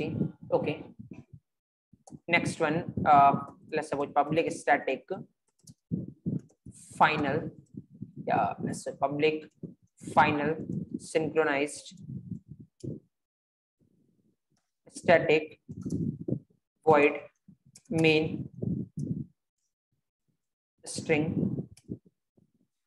यहाँ पे आपके सामने मैंने कुछ स्टेटमेंट लिखे, आपको मेरे को क्या बताना, मेरा क्वेश्चन बहुत सिंपल है, ये जितने भी स्टेटमेंट मैंने लिखे ना, मैं आपको बोल रहा हूँ कितने में, इन 6 में से कितनों में कंपाइल टाइम एरर आने वाली, कंपाइलर कितने में एरर देगा इन 6 में से, अगर आप इस तरीके से लिख के आपके प्रोग्राम को चलाओगे, इन 6 में से कितने में कंपाइलर एरर देने वाला आपको, व्हाट्स द आउटपुट, आराम से काउंट करके बताइए आप कितने में एरर आने वाली, आपके अकॉर्डिंग कंपाइलर कितने में एरर देने वाला आपको।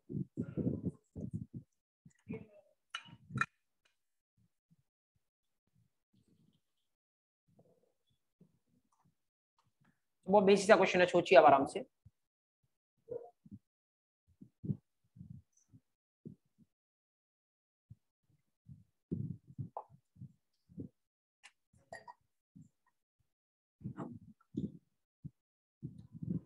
नहीं, क्वेश्चन मेरा क्या है, कितने में कंपाइलर एरर देने वाला है, तो मुझे लगता है मैं ये बहुत बार से रिपीट कर रहा हूं, कंपाइलर खाली क्या दिखेगा, नॉर्मल मेथड की तरफ। क्या इसका रिटर्न टाइप है, यस। क्या इसका नाम वैलिड आइडेंटिफायर है, यस, कंपाइलर के अकॉर्डिंग फाइन है, ओके। रिटर्न टाइप है नेम वैलिड है, रिटर्न टाइप है नेम वैलिड है, रिटर्न टाइप है नेम वैलिड है, रिटर्न टाइप है नेम वैलिड है, रिटर्न टाइप है नेम वैलिड है, फाइन। कंपाइलर को किसी में कोई प्रॉब्लम नहीं है, क्योंकि अगेन ये मेन मेथड का जो सिंटेक्स है वो किसके लिए स्पेशल है, जेवीएम के लिए। कंपाइलर इसको नॉर्मल मेथड की तरह ट्रीट करेगा, तो आंसर इसका क्या है, 0। बट लोग इसका आंसर देते हैं, जितने भी उनको नहीं दिखेगा ना मेन मेथड, वो बोलेंगे कि 6 या 7 में या 6 में से 5 में क्या दे रहा है, कंपाइलर दे रहा है। मेक श्योर कंपाइलर सेपरेट चीज है, जेवीएम सेपरेट चीज है, और कंपाइलर के लिए मेन मेथड क्या नहीं है, स्पेशल नहीं है। तो ये एग्जैक्ट क्वेश्चन था एक्चुअली ओरेकल सर्टिफिकेशन का, आंसर इसका क्या है, 0। चलो मैं थोड़ा चेंज करता हूं इसको। अब आप मेरे को बताओ कंपाइलर कितने में एरर देगा, 0 में। जेवीएम को कितने में प्रॉब्लम है, जेवीएम कितने में एक्सेप्शन देने वाला है, एरर तो 0 में आने वाली है, एक्सेप्शन कितने में आने वाला है, फर्स्ट, यस। कितने में यहाँ पे एक्सेप्शन आने वाला है, मतलब जहां पे आपके जेवीएम को प्रॉब्लम हो।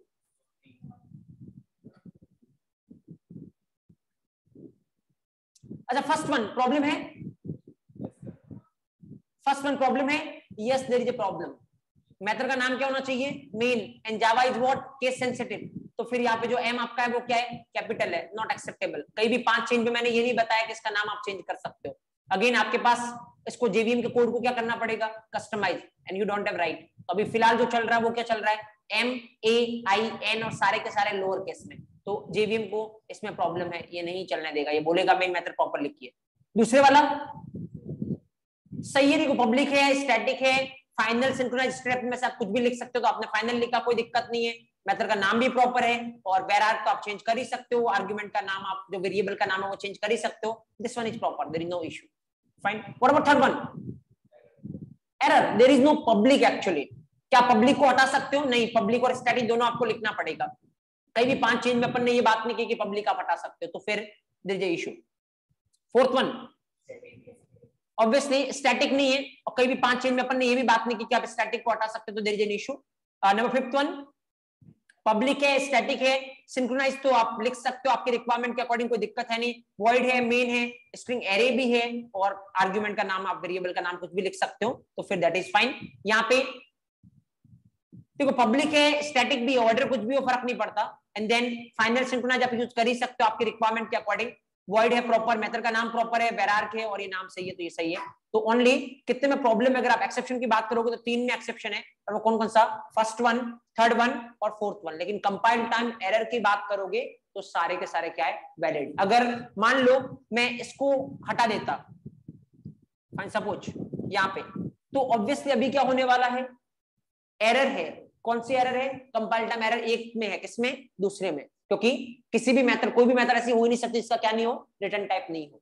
तो जो भी नॉर्मल मेथड में चेक करेगा कंपाइलर वो आपकी मेन में भी चेक करेगा, बट इसके अलावा कोई स्पेशल चीजें चेक नहीं करने वाला कि स्टैटिक होना चाहिए, वो होना चाहिए, ये कौन करेगा, जेवीएम करने वाला। तो जस्ट राइट इट डाउन, लिख लीजिए आप, मे भी इसको ऐसे ही लिख लीजिए, ज्यादा बेटर है, सो दैट आप अच्छे से रिलेट कर पाओगे। इसमें से एक में भी कंपाइल टाइम एरर नहीं, इसमें से 3 में एक्सेप्शन है। क्वेश्चन फॉर्मेट में लिख लीजिए आप इसको, डू इट फास्ट। कोई डाउट है you can let me know.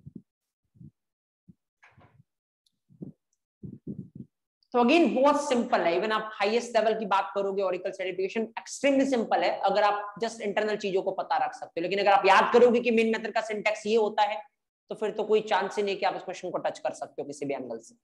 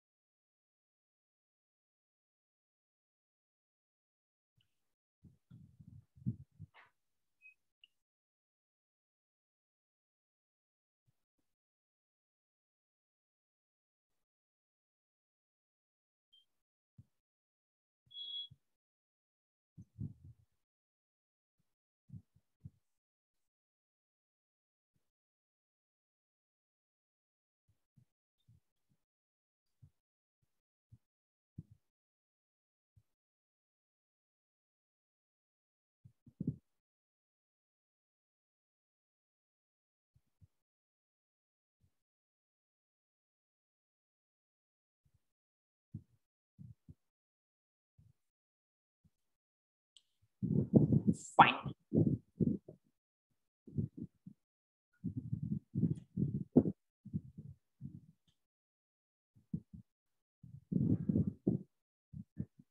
हाँ वर्ड की जो डेटा चेंज लो, मैं आ रहा हूँ उस पर, जैसे पहले आप ये लिखिए उसके बाद।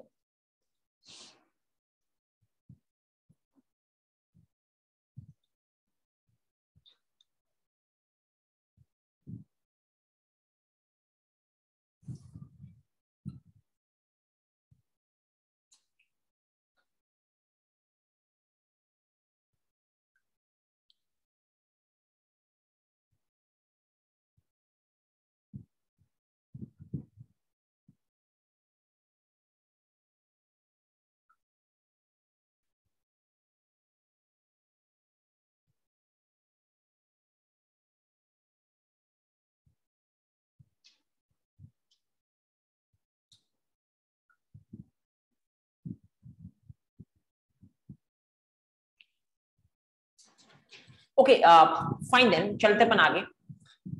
चलो एक डाउट है, अपन पहले उसको एनकाउंटर करते हैं फिर अपन आगे चलते हैं। तो डाउट ये है, लिख लीजिए आप फास्टली।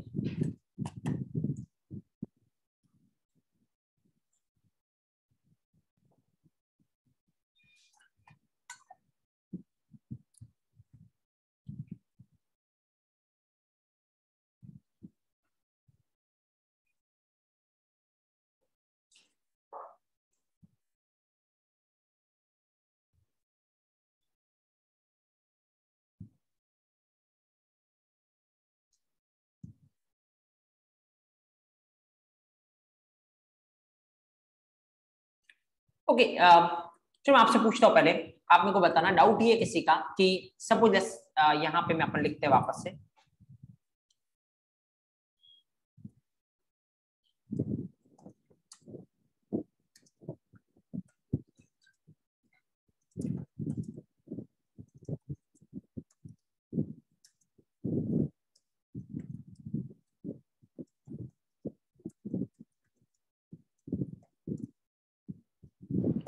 ओके ऑब्जेक्ट हियर, यहाँ पे अभी तो अगर इसको चलाओगे तो CSV प्रिंट होगा, इसमें अपने कोई डाउट नहीं, क्योंकि प्रॉपर सब कुछ आपने लिख रखा है, प्रॉपर फॉलो कर रखा है, तो there is no doubt at all. Change में क्या करता हूँ ना, किसी ने बोला कि अगर अपन वॉइड की जगह डेटा टाइप चेंज कर दे, क्या कर दे, इंट। देखो अगर आप अभी इसको चलाओगे तो पता क्या होने वाला है, अभी अगर आप इसको चलाओगे ना तो कंपाइलर एरर देगा, क्यों? क्योंकि नॉर्मल मिस्टेक कर रहे हो। नॉर्मल मिस्टेक क्या कर रहे हो कि कंपाइलर बोलेगा, ये कंपाइलर का सिंटैक्स है कि अगर यहाँ पे आपने इंट लिखा है, क्यों लिखा है इंट, इसका मतलब ये कुछ ना कुछ क्या कर रहा है, रिटर्न कर रहा है। क्योंकि मैंने आपको बोला कि कुछ भी रिटर्न नहीं कर रहा तो क्या लिखना पड़ेगा, वॉइड। जैसे अभी देखो ये कुछ भी रिटर्न नहीं कर रहा है तो क्या लिखना पड़ेगा, वॉइड।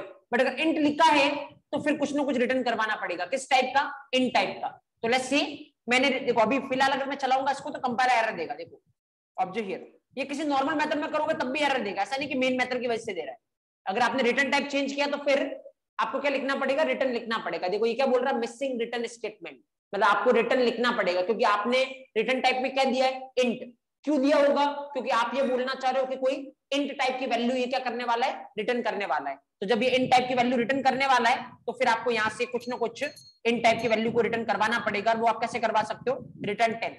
मान लो आपने ऐसा कर दिया, कंपाइलर का सिंटेक्स तो आपने फॉलो कर दिया।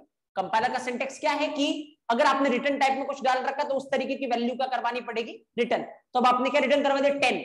10 किस तरीके की वैल्यू है, इंटीजर, इसीलिए आपने रिटर्न टाइप में क्या लिख रखा है, इंट। चलो अब इसको कंपाइल करोगे तो कंपाइलर के सिंटेक्स के according there is no issue at all, right. अगर आप इसको कंपाइल करोगे there is no issue at all, compilation will be fine. देखो कंपाइलेशन फाइन हो गया, कोई दिक्कत है नहीं। लेकिन अगर आप इसको चलाओगे तो सिंपल सा गणित ये है कि क्या जेवीएम में जो 5 चेंज मैंने बताए मेन मेथड में, क्या ऐसा कोई चेंज था कि वॉइड को आप चेंज कर सकते हो, नहीं। और नहीं तो किसको प्रॉब्लम है, जेवीएम को प्रॉब्लम है, क्योंकि आपने सिंटैक्स चेंज कर दिया और प्रॉब्लम है जेवीएम को। तो फिर आप जैसे इसको एग्जीक्यूट करोगे, ये देखो ये क्या बोल रहा है, main method must return A value of type void, void type की रिटर्न करना चाहिए। इसीलिए मैं बोल रहा हूं कि रिटर्न मेन मेथड को कैसे डिफाइन करो, public static void main string array args, right. तो मेक श्योर 5 चेंज के अलावा कोई भी छठा चेंज करोगे तो कौन एरर देने वाला आपको, कौन एक्सेप्शन देने वाला है, जेवीएम आपको एक्सेप्शन देने वाला है।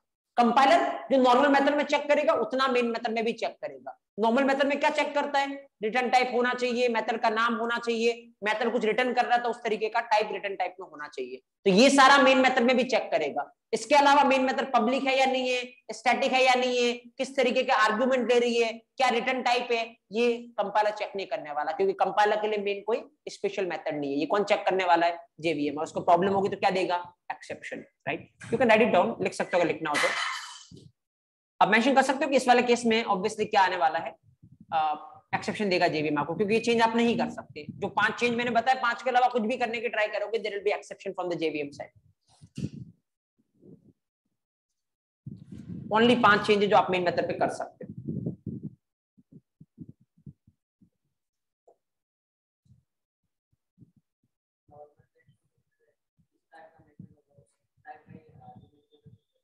जिस टाइप का मेथड होगा, हाँ हाँ, आर्ग्यूमेंट कोई जरूरी थोड़ी है, आर्ग्यूमेंट और रिटर्न का कोई कनेक्शन नहीं है। चलो मैं बताता हूँ, पहले लिख किया।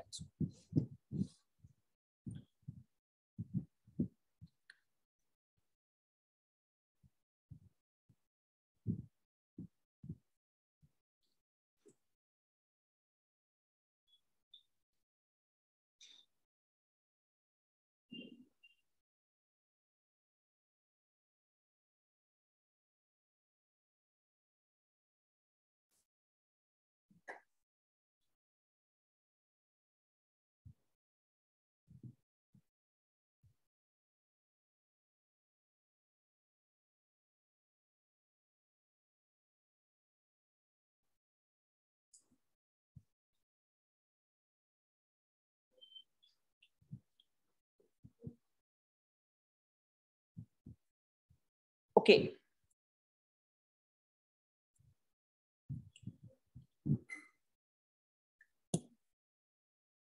नाउ नेक्स्ट थिंग, देखो ये मैं आपको बता देता हूं यहाँ पे कि ये जो है ना, अगर जैसे मान लो ये कुछ भी रिटर्न नहीं कर रहा होता तो आप रिटर्न टाइप में क्या लिखते, वॉइड, मतलब ये कुछ भी रिटर्न नहीं कर रहा है, फाइन। अगर मान लो आप यहां से कुछ रिटर्न करवाना चाहते हो, जैसे मान लो आप क्या रिटर्न करवाना चाहते हो, 10, तो 10 किस तरीके की वैल्यू है, इंटीजर, तो फिर आपको रिटर्न टाइप में क्या देना पड़ेगा, इंट।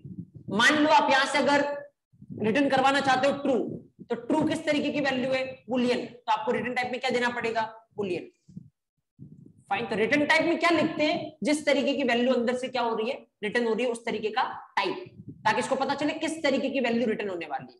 कुछ भी रिटर्न नहीं होने वाला है तो फिर आप यहाँ पे क्या लिखोगे, वॉइड, राइट। अभी मैं आपको ये नहीं बता रहा हूँ कि कब रिटर्न करना चाहिए कब रिटर्न नहीं करना चाहिए, ये अपन बाद में डिस्कस करेंगे। अभी मैं खाली आपको इतना बोल रहा हूँ, जिस तरीके की वैल्यू रिटर्न होगी उस तरीके का टाइप आपको यहाँ पे रिटर्न टाइप में लिखना पड़ेगा। कुछ भी रिटर्न नहीं हो रहा तो क्या लिखना पड़ेगा यहाँ पे, वॉइड।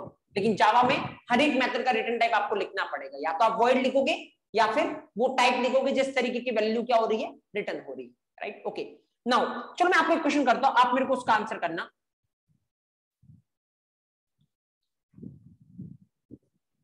किसी का डाउट है, JVM is expecting void, therefore it will not store any written value. If you put written type int and written integer value, then also JVM can ignore written value. Okay, मैं आपको बताऊंगा इसके पीछे reason, don't worry.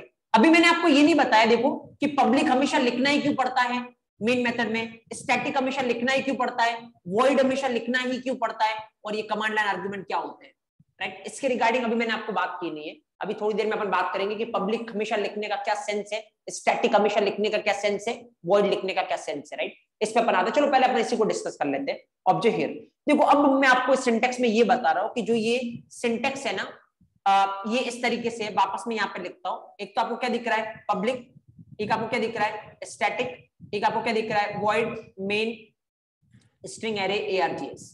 अब सवाल ये, चलो क्या चेंज कर सकते हैं, ये तो अपने को समझ में आ गया। अब मैं आपको क्या बोलता हूं ना कि ये हमेशा पब्लिक क्यों होना चाहिए, राइट। पब्लिक क्यों नहीं हटा सकते, पब्लिक हटाने पे ये प्रॉब्लम क्यों क्रिएट कर रहा है, राइट। मैं आपको इसके पीछे रीजन बताता हूं। देखो जब मॉडिफायर पढ़ेंगे अपन, declaration and access modifier chapter, वहां पे टोटल 12 मॉडिफायर्स होते हैं, उनमें से पब्लिक भी एक मॉडिफायर होता है। अपन इसको डिटेल में डिस्कस करेंगे कि पब्लिक से क्या होता है। अभी के लिए मैं आपको क्या बता रहा हूं, कोई चीज अगर पब्लिक है तो उसको अपन कहीं से भी क्या कर सकते हैं, एक्सेस कर सकते हैं। अगर पब्लिक नहीं है तो फिर रिस्ट्रिक्शन लग जाते हैं कि उसको यहीं से एक्सेस कर सकते हो, इससे बाहर आप एक्सेस नहीं कर सकते, एंड ऑल फाइन। तो जैसे अभी करंट सिचुएशन क्या है पता आपको, आपका जो ये प्रोग्राम है वो कहां पे सेव है किया आपने, डेस्कटॉप पे।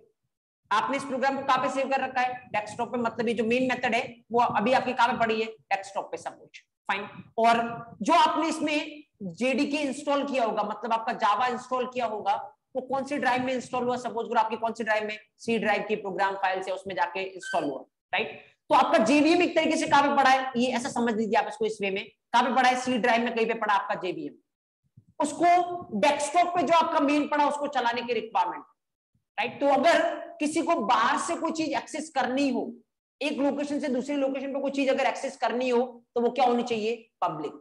इसीलिए आपका जो मेन मेथड है वो क्या होता है, कंपलसरी क्या होना चाहिए, पब्लिक होना चाहिए, ताकि जेवीएम इसको कहीं से भी क्या कर सके, एक्सेस कर सके। क्योंकि जब भी आप प्रोग्राम चलाओगे जेवीएम सबसे पहले किसको ढूंढेगा, मेन।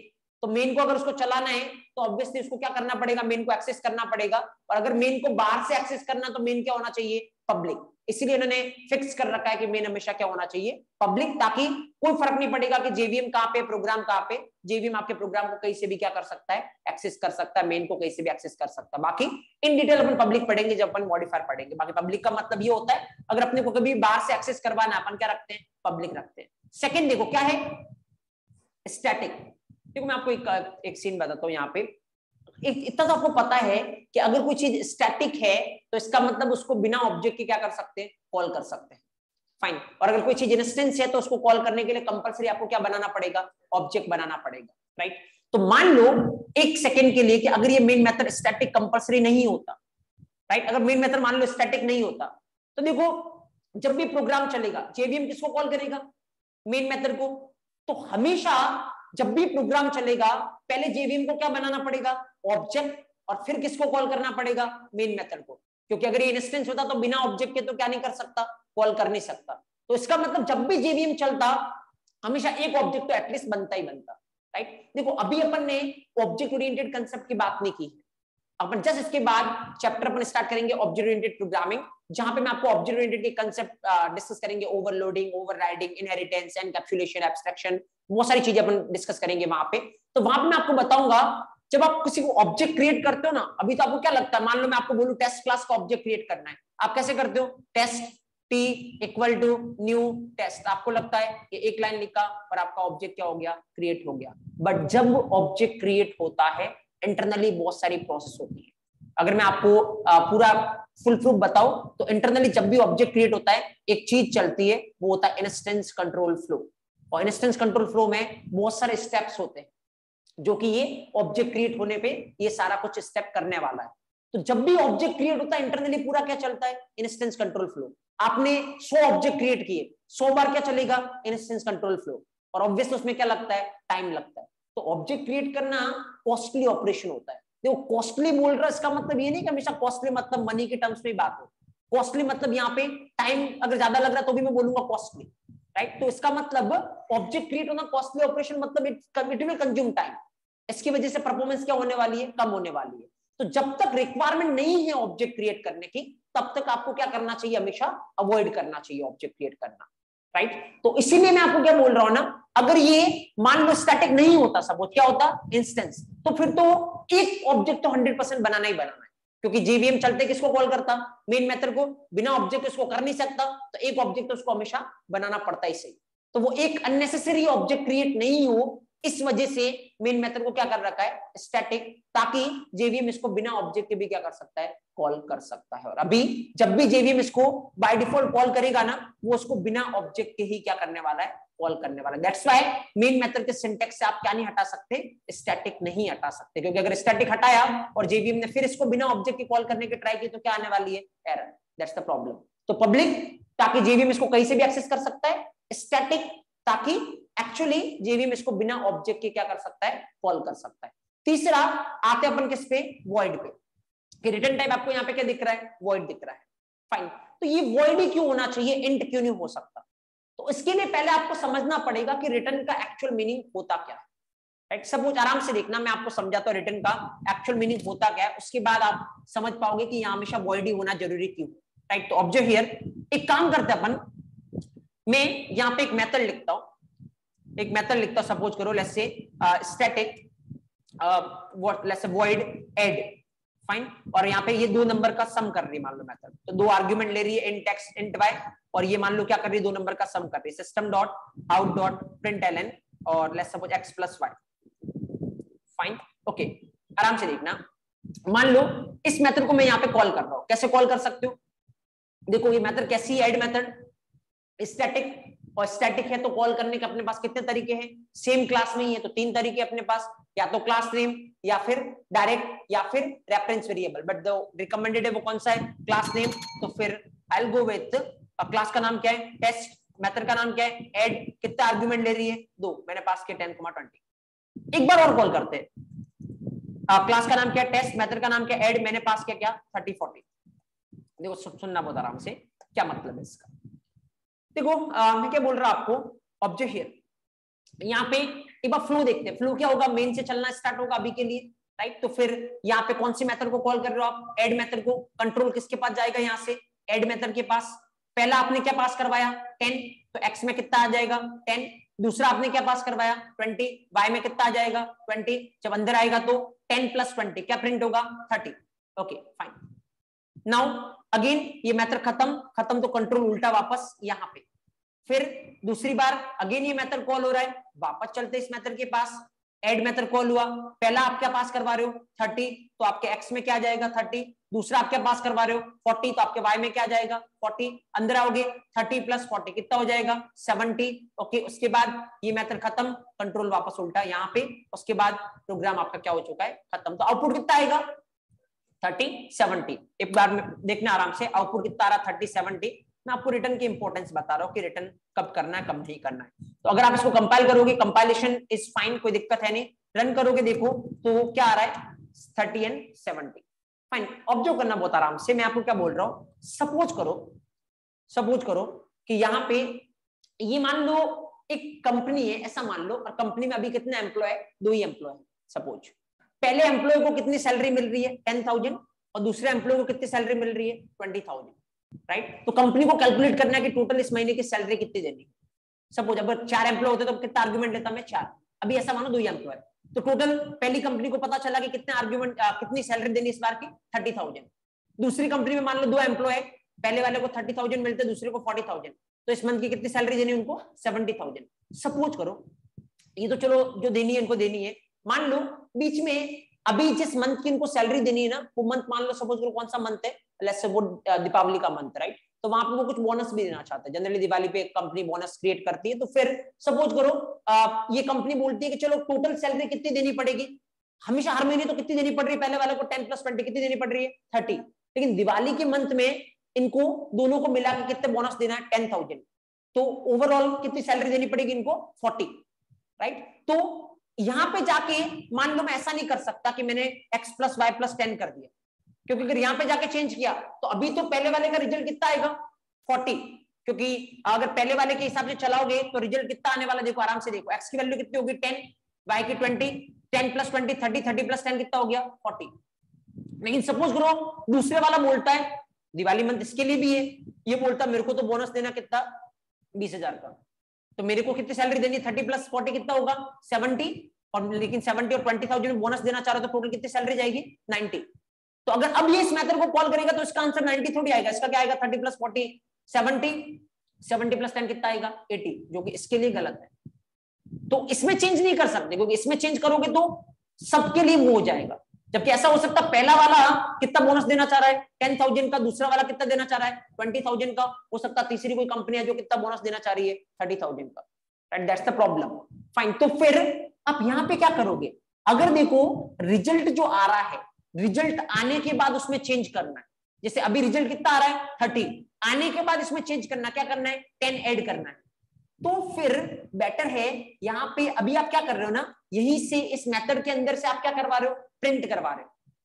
अब आप बेटर है कि प्रिंट मत करवाओ, इस मेथड के अंदर से आप क्या करवाओ, रिटर्न करवाओ। तो देखो इस मेथड के अंदर से अगर मैं रिटर्न करवाऊं, क्या लिखूंगा, रिटर्न x + y, मान लो लिखा रिटर्न x + y।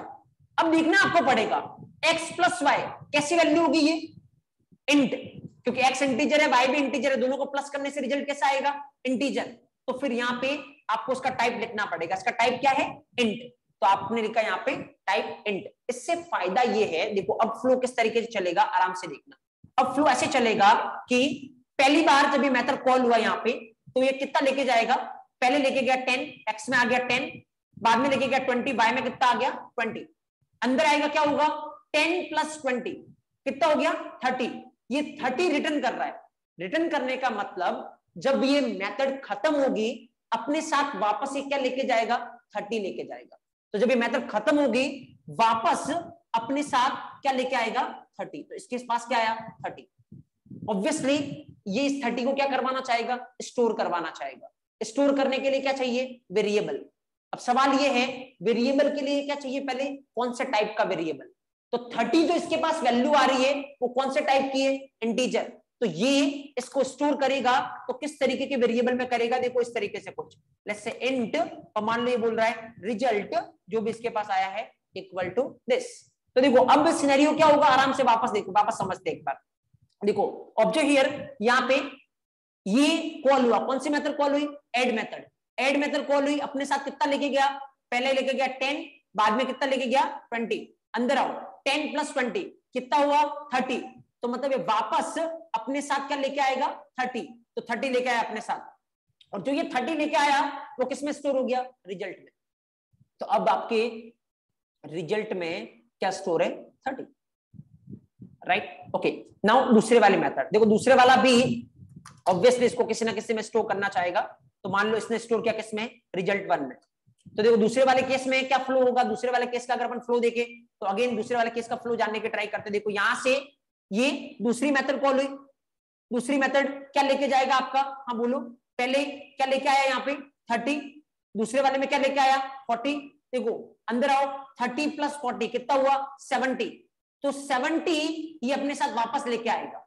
तो 70 जब अपने साथ वापस लेके आएगा तो यहाँ पे कितना आ गया 70, तो रिजल्ट 1 में कितना स्टोर हो जाएगा 70। तो एक वेरिएबल है रिजल्ट 1 जिसमें कितना स्टोर हो गया 70। अब अगर आपने ऐसा किया है ना, अब देखो ठीक है, ये तो ओरिजिनल रिजल्ट दोनों के पास आ गया।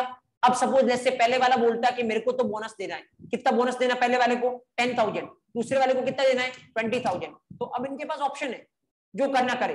देखो ऑब्जर्व हियर, प्रिंट करवाना है ना, अब करवाता मैं print system dot out.println let's say result +10, क्योंकि पहले वाले को कितना बोनस देना है 10, लेट्स से दूसरे वाले को कितना बोनस देना है 20 ना, तो लेट्स से रिजल्ट 1 प्लस 20। इस बार अगर आप रिजल्ट देखोगे तो रिजल्ट प्लस 10, रिजल्ट में कितना पड़ा है 30, 30 प्लस 10 कितना प्रिंट होने वाला है 40। रिजल्ट 1 प्लस 20, रिजल्ट 1 में कितना पड़ा है 70, 70 प्लस 20 कितना प्रिंट होने वाला है 90। देखो दोनों का काम हो जाएगा। तो compilation is fine, right, and run the program. तो यहां पे कितना आ रहा है 40 एंड 90, फाइन। तो मैं आपको खाली रिटर्न का रोल बता रहा हूं कि रिटर्न का रोल क्या है। देखो अगर मेथड चाहे तो जो रिजल्ट आए उस रिजल्ट को अपने अंदर ही प्रिंट करवा सकता है, बट अपने अंदर प्रिंट करवाने से दिक्कत यह है कि सबके लिए वो सेम ही चीज प्रिंट होने वाली है। अब सबको रिजल्ट में अपने हिसाब से मॉडिफिकेशन करना है। पहले वाला बोलता है कि रिजल्ट जो आएगा मैं 10 ऐड करना चाह रहा हूं, दूसरे वाला बोलता है 20 ऐड करना चाह रहा हूं, तीसरे वाला बोल रहा मैं तो 30 ऐड करना चाह रहा हूं। तो फिर वहां पे प्रिंट करवाना सॉल्यूशन नहीं। फिर आप क्या करो, रिजल्ट को रिटर्न कर दो, जो भी इसको कॉल करेगा उसके पास उसका रिजल्ट पहुंच जाएगा। अब वो अपने रिजल्ट में क्या करना चाहता है वो करे, कोई दिक्कत नहीं। जैसे पहले वाला अपने रिजल्ट में क्या करना चाह रहा था 10 ऐड कर दिया इसने, दूसरे वाला क्या करना चाह रहा था 20 ऐड कर दिया इसने। That is the benefit of return, right. तो मैं आपको क्या बोल रहा हूं, एक चीज यहां से नोटिस करना जिससे आपको वो आंसर मिल जाएगा।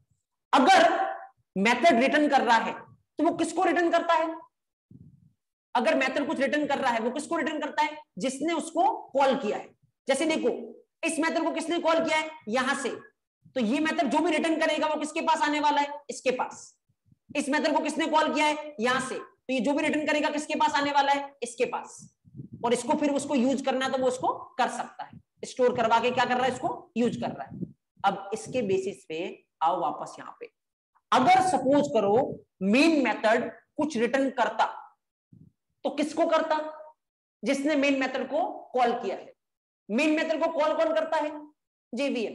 तो इसका मतलब अगर मेन मेथड कुछ रिटर्न करता तो वो किसको रिटर्न करता? जेवीएम को रिटर्न करता। अब जेवीएम को रिटर्न करने का कोई सेंस है नहीं, क्योंकि उसको क्या मतलब है किसी वैल्यू से, राइट। जब उसको रिटर्न करने का कोई सेंस ही नहीं है तो इसका मतलब कुछ भी आप रिटर्न नहीं करोगे, और कुछ भी रिटर्न नहीं करना है तो फिर रिटर्न टाइप में आप क्या लिखोगे, वॉइड। इसीलिए रिटर्न टाइप मेन मेथड का क्या होता है, वॉइड। क्योंकि सिंपल स्टोरी यहाँ पे ये है जिसकी वजह जो मैं आपको बताना चाह रहा था, जिसके लिए मैंने एग्जांपल लिया। स्टोरी ये है, जब भी कोई मेथड रिटर्न करता है वो किसके पास जाता है, जिसने इसको क्या किया है, कॉल। मेन मेथड अगर कुछ भी रिटर्न करेगा तो वो किसके पास जाएगा, जिसने इसको कॉल किया है। मेन मेथड को कॉल कौन करता है, जेवीएम। तो अगर मेन मेथड कुछ रिटर्न करेगा तो किसके पास जाएगा, जेवीएम के पास। और जेवीएम को कोई वैल्यू देने का कोई सेंस है नहीं, इसीलिए मेन मेथड से अपन कुछ रिटर्न करवाएंगे नहीं। और अगर किसी मेथड से कुछ रिटर्न करवाना नहीं है तो फिर उसका रिटर्न टाइप अपने को क्या लिखना पड़ेगा, वॉइड। और इसीलिए मेन मेथड का रिटर्न टाइप फिक्स होता है, क्या होता है, वॉइड। फाइन। तो तीन चीजें, मुझे तीनों का आंसर क्लियर है आपके पास। What is public? पब्लिक क्यों होता है? ताकि जेवीएम इसको किसी भी पॉइंट से क्या कर सके, एक्सेस कर सके। क्योंकि बाहर से एक्सेस करना है तो क्या होना चाहिए, पब्लिक होना चाहिए। Why static? क्योंकि अगर स्टैटिक नहीं होता तो फिर जेवीएम को इसको कॉल करने के लिए क्या बनाना पड़ता, ऑब्जेक्ट। एंड ऑब्जेक्ट क्रिएट करना क्या होता है, कॉस्टली। एंड दैट्स व्हाई ये स्टैटिक है। और अगर ये स्टैटिक है तो जेवीएम इसको बिना ऑब्जेक्ट के भी कॉल कर सकता है। और अगर बिना ऑब्जेक्ट के कॉल कर सकता है तो फिर ऑब्वियसली परफॉर्मेंस बढ़ने वाली है। इस वजह से मेन मेथड हमेशा क्या होता है, स्टैटिक। Why void? क्योंकि मेन मेथड अगर कुछ रिटर्न करवाएगा तो वो रिटर्न किसको करवाएगा, जो उसको कॉल करेगा एक्चुअली, राइट। मेन मेथड को कॉल कौन करता है, जेवीएम। और जेवीएम को कोई वैल्यू देने का कोई सेंस है नहीं, एंड दैट्स व्हाई अपन को वैल्यू देना नहीं चाहते। और जब कुछ वैल्यू देना नहीं चाहते तो रिटर्न टाइप में अपन क्या लिखेंगे, void, right. That's why void। Just write it down, लिखिए आप पहले कुछ। अब एक काम करिए, आप इस तरीके से लिखिए,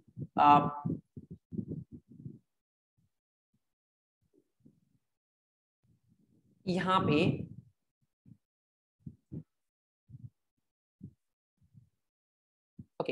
पहले आप अगेन वापस एक बार इसको सिंटैक्स फॉर्म में लिखिए इस तरीके से, public static void main string array args।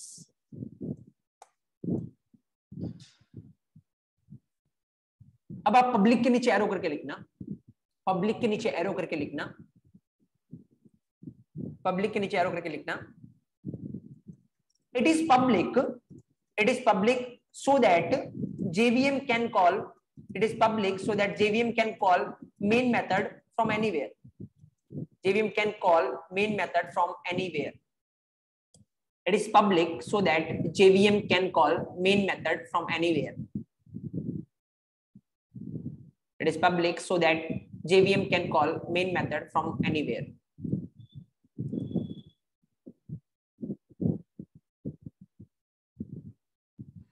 Static के नीचे एरो करके लिखना, it is static,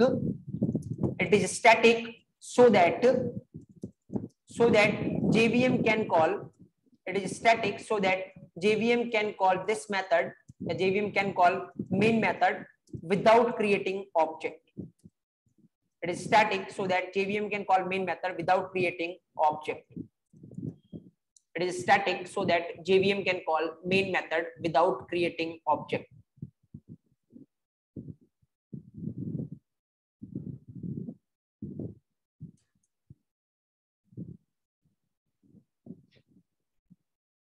next void के नीचे करके लिखना, return type is void, because method return value to its caller, because method return value to its caller, and main method caller is JVM. Return type is void because method return value to its caller and main method caller is JVM, and there is no sense in returning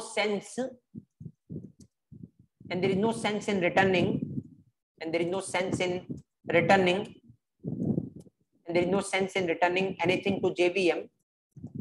There is no sense in returning anything to JVM. Return type is void because method return value to its caller and main method caller is JVM, and there is no sense in returning anything to JVM.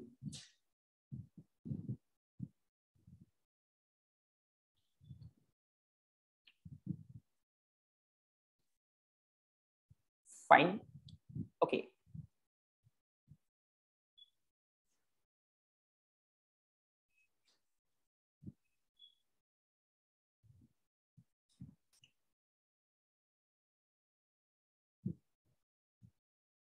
ये लिखने के बाद even आप इस example को भी mention कर सकते हो, ये एग्जाम्पल आप मेंशन करिए, दिस वन, सो दैट आपको पता चलेगा रिटर्न क्या होता है और, क्योंकि रिटर्न पे भी आपने एग्जाम्पल लिया नहीं है, तो ये एग्जाम्पल आप लिख लीजिए कि रिटर्न ऑब्वियसली कर सकता है।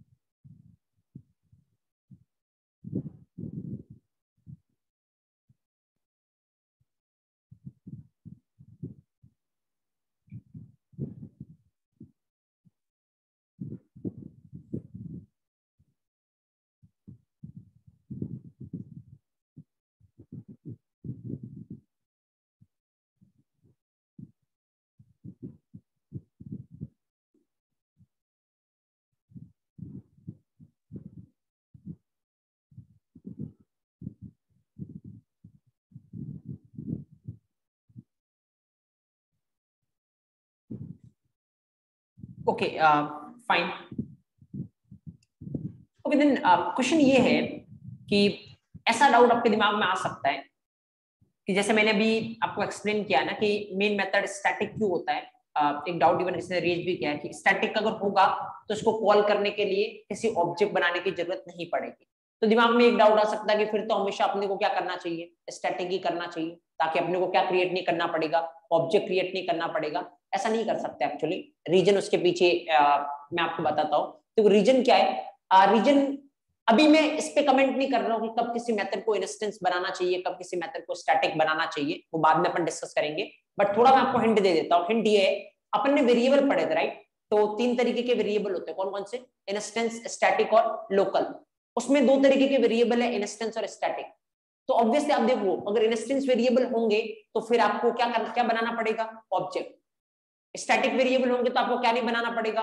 ऑब्जेक्ट। लेकिन क्या आपका काम हमेशा स्टैटिक वेरिएबल से चल सकता है? नहीं, क्योंकि अगर किसी वेरिएबल की वैल्यू हर एक चीज के लिए चेंज हो रही है तो उसको आप स्टैटिक नहीं बना सकते, क्योंकि प्रॉब्लम ये है स्टैटिक में कितनी कॉपी बनती है? एक, और एक कॉपी बनेगी तो कोई भी चेंज करेगा तो उसी में होता जाएगा, तो सबका स्टोर नहीं हो सकता। तो सबके लिए वैल्यू चेंज हो रही, तो आपको वेरिएबल कैसा बनाना पड़ेगा? इंस्टेंस। जब वेरिएबल इंस्टेंस बनाओगे तो उसको यूज करने के लिए क्या क्रिएट करना पड़ेगा? ऑब्जेक्ट।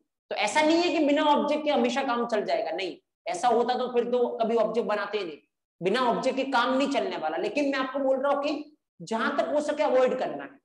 जैसे सपोज करो, खाली आपको एक वेरिएबल चाहिए, कौन सा? कॉलेज नेम, और सपोज सबके लिए वैल्यू कॉलेज नेम की क्या है? सेम है, तो आप क्या बना सकते थे? स्टैटिक। लेकिन अगर आपने उसको भी इंस्टेंस बना दिया तो जबरदस्ती में उसको कॉल करने के लिए क्या क्रिएट करना पड़ेगा? ऑब्जेक्ट। प्लस वो सबके लिए कॉपी बनेगी तो इतने एक्स्ट्रा क्या लेने वाला है? मेमोरी लेने वाला है। तो अब ये सेंसलेस है, क्योंकि आप यहाँ पे बिना ऑब्जेक्ट के भी काम कर सकते थे, लेकिन फिर भी आपने जबरदस्ती क्या बनाया है? ऑब्जेक्ट बनाया है।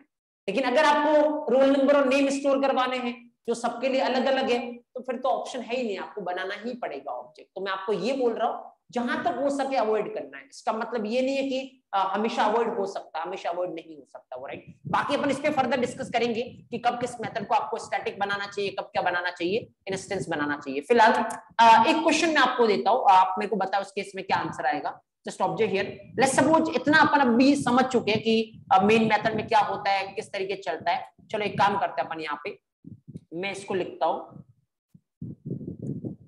इसमें कुछ अपन प्रिंट करवाते हैं। सपोज करो प्रिंट करवाता है हेलो, और एक और मैं मेथड लेता हूं, let's say public static void main index.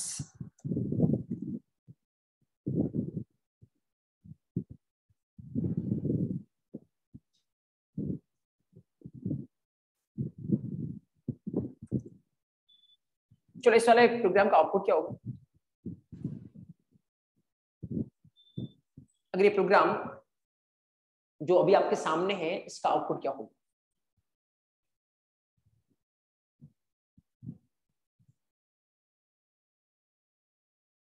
एक क्लास है जिसमें मैंने 2 मेन मेथड लिख रखी है। एक क्लास है जिसके अंदर मैंने 2 मेन मेथड लिख रखी है। क्वेश्चन मैं आपसे पूछ रहा हूं कि इस केस में आउटपुट क्या होगा?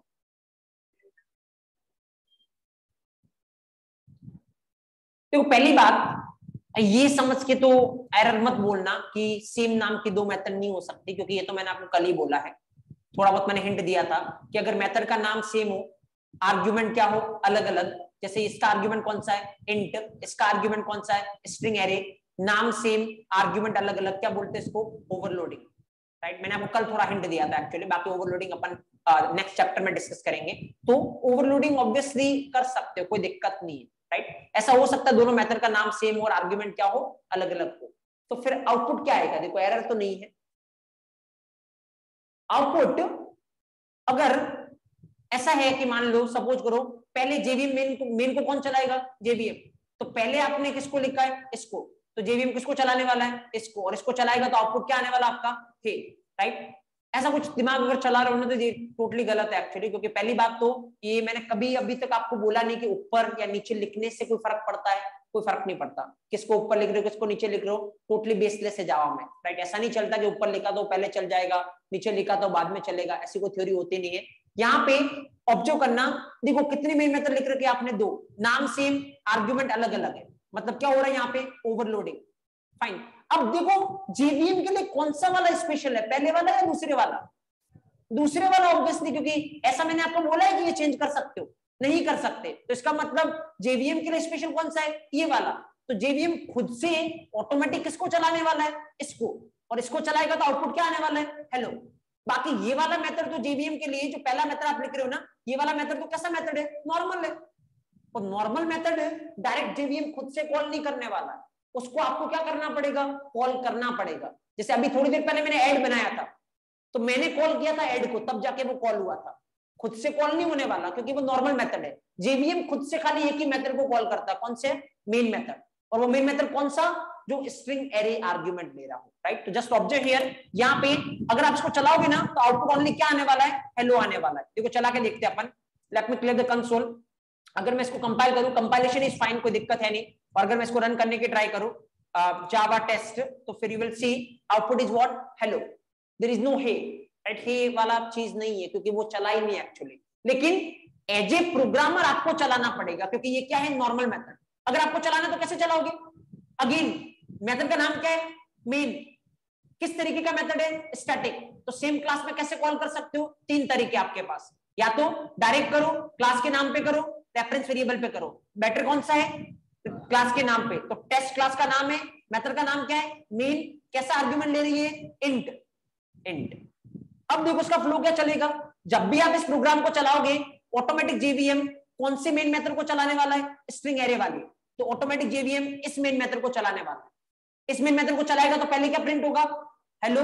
फिर अगली लाइन पे ये किसको कॉल करेगा, ऐसी मेन मेथड जो कि कैसा आर्गुमेंट ले रही हो, इंट। तो क्या ऐसी मेन मेथड है जो इंट आर्गुमेंट ले रही हो, यस। तो ये चलेगा, ये चलेगा, तो क्या आउटपुट आएगा, हे। उसके बाद ये मेथड खत्म, कंट्रोल उल्टा वापस जहां से कॉल हुआ था, उसके बाद ये खत्म, तो आपका प्रोग्राम खत्म।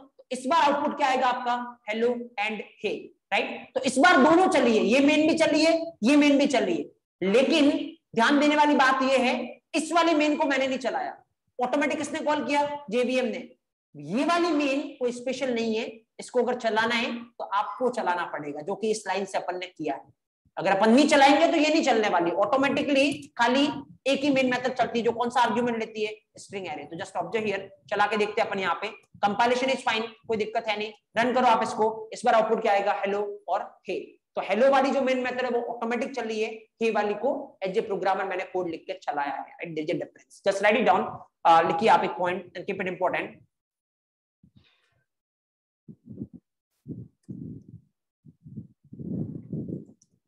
overloading of main method is possible, overloading of main method। अभी के लिए ओवरलोडिंग क्या होता है दिमाग नहीं लगा, मैंने आपको बोला अभी याद रखने की रिक्वायरमेंट नहीं है, आगे पढ़ेंगे अपन अगले चैप्टर में। Overloading of main method is possible, but JVM will always call, but JVM will always call main method, but JVM will always call main method which is taking, but JVM will always call main method which is taking string array as argument। Overloading of main method is possible, but JVM will always call main method which is taking string array as argument। Overloading of main method is possible, but JVM will always call main method which is taking string array as argument।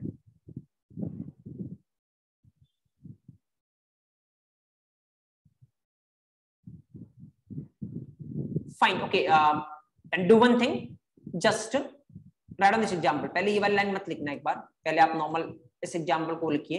तो इस case में only output क्या आएगा, hello. Just write it down.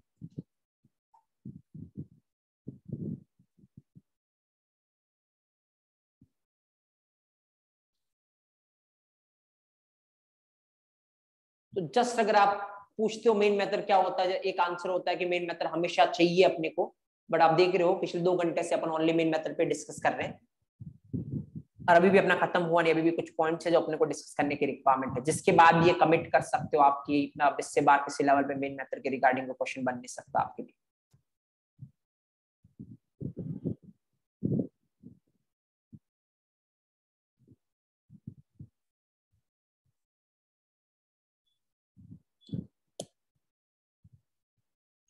तो चीजों को याद करने की ट्राई नहीं करें, एक एक पॉइंट को रिलेट करें कि इसका क्या सेंस बनता है, क्या सेंस नहीं बनता है। तो ऑटोमेटिक आप फील करोगे, ऑटोमेटिक चीजें आपके दिमाग में फीड होती जाएगी, आपको उसको कोई अलग से याद रखने की रिक्वायरमेंट नहीं पड़ेगी।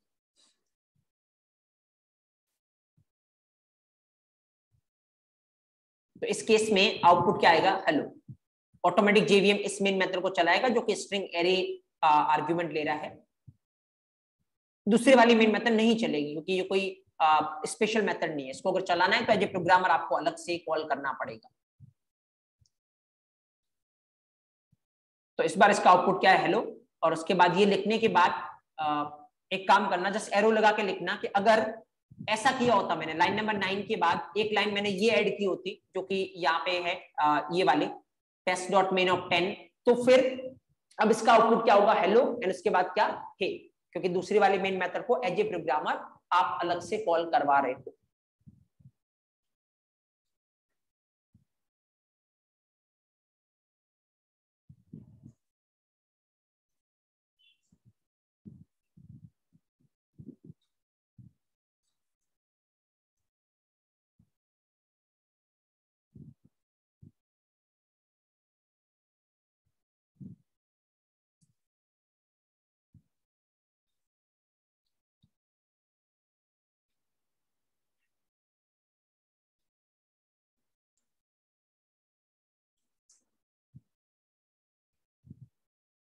Fine, okay.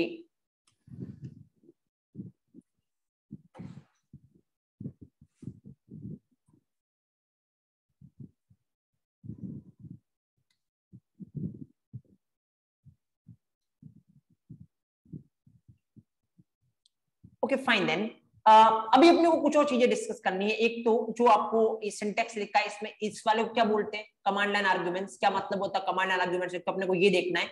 एक जो मैंने स्टार्ट किया था कि हमेशा जावा का प्रोग्राम कहां से चलना स्टार्ट हो रहा है, अभी तक तो आपके लिए भी मेन मेथड से, बट क्या एक्चुअली हमेशा मेन मेथड से ही होता है, उसका आंसर अपन फिगर आउट करेंगे। तो चलो फिर अपन रोकते आज के सेशन को यहाँ पे, और कल अपन कंटिन्यू करते regarding this thing and command line argument. So that's all for today.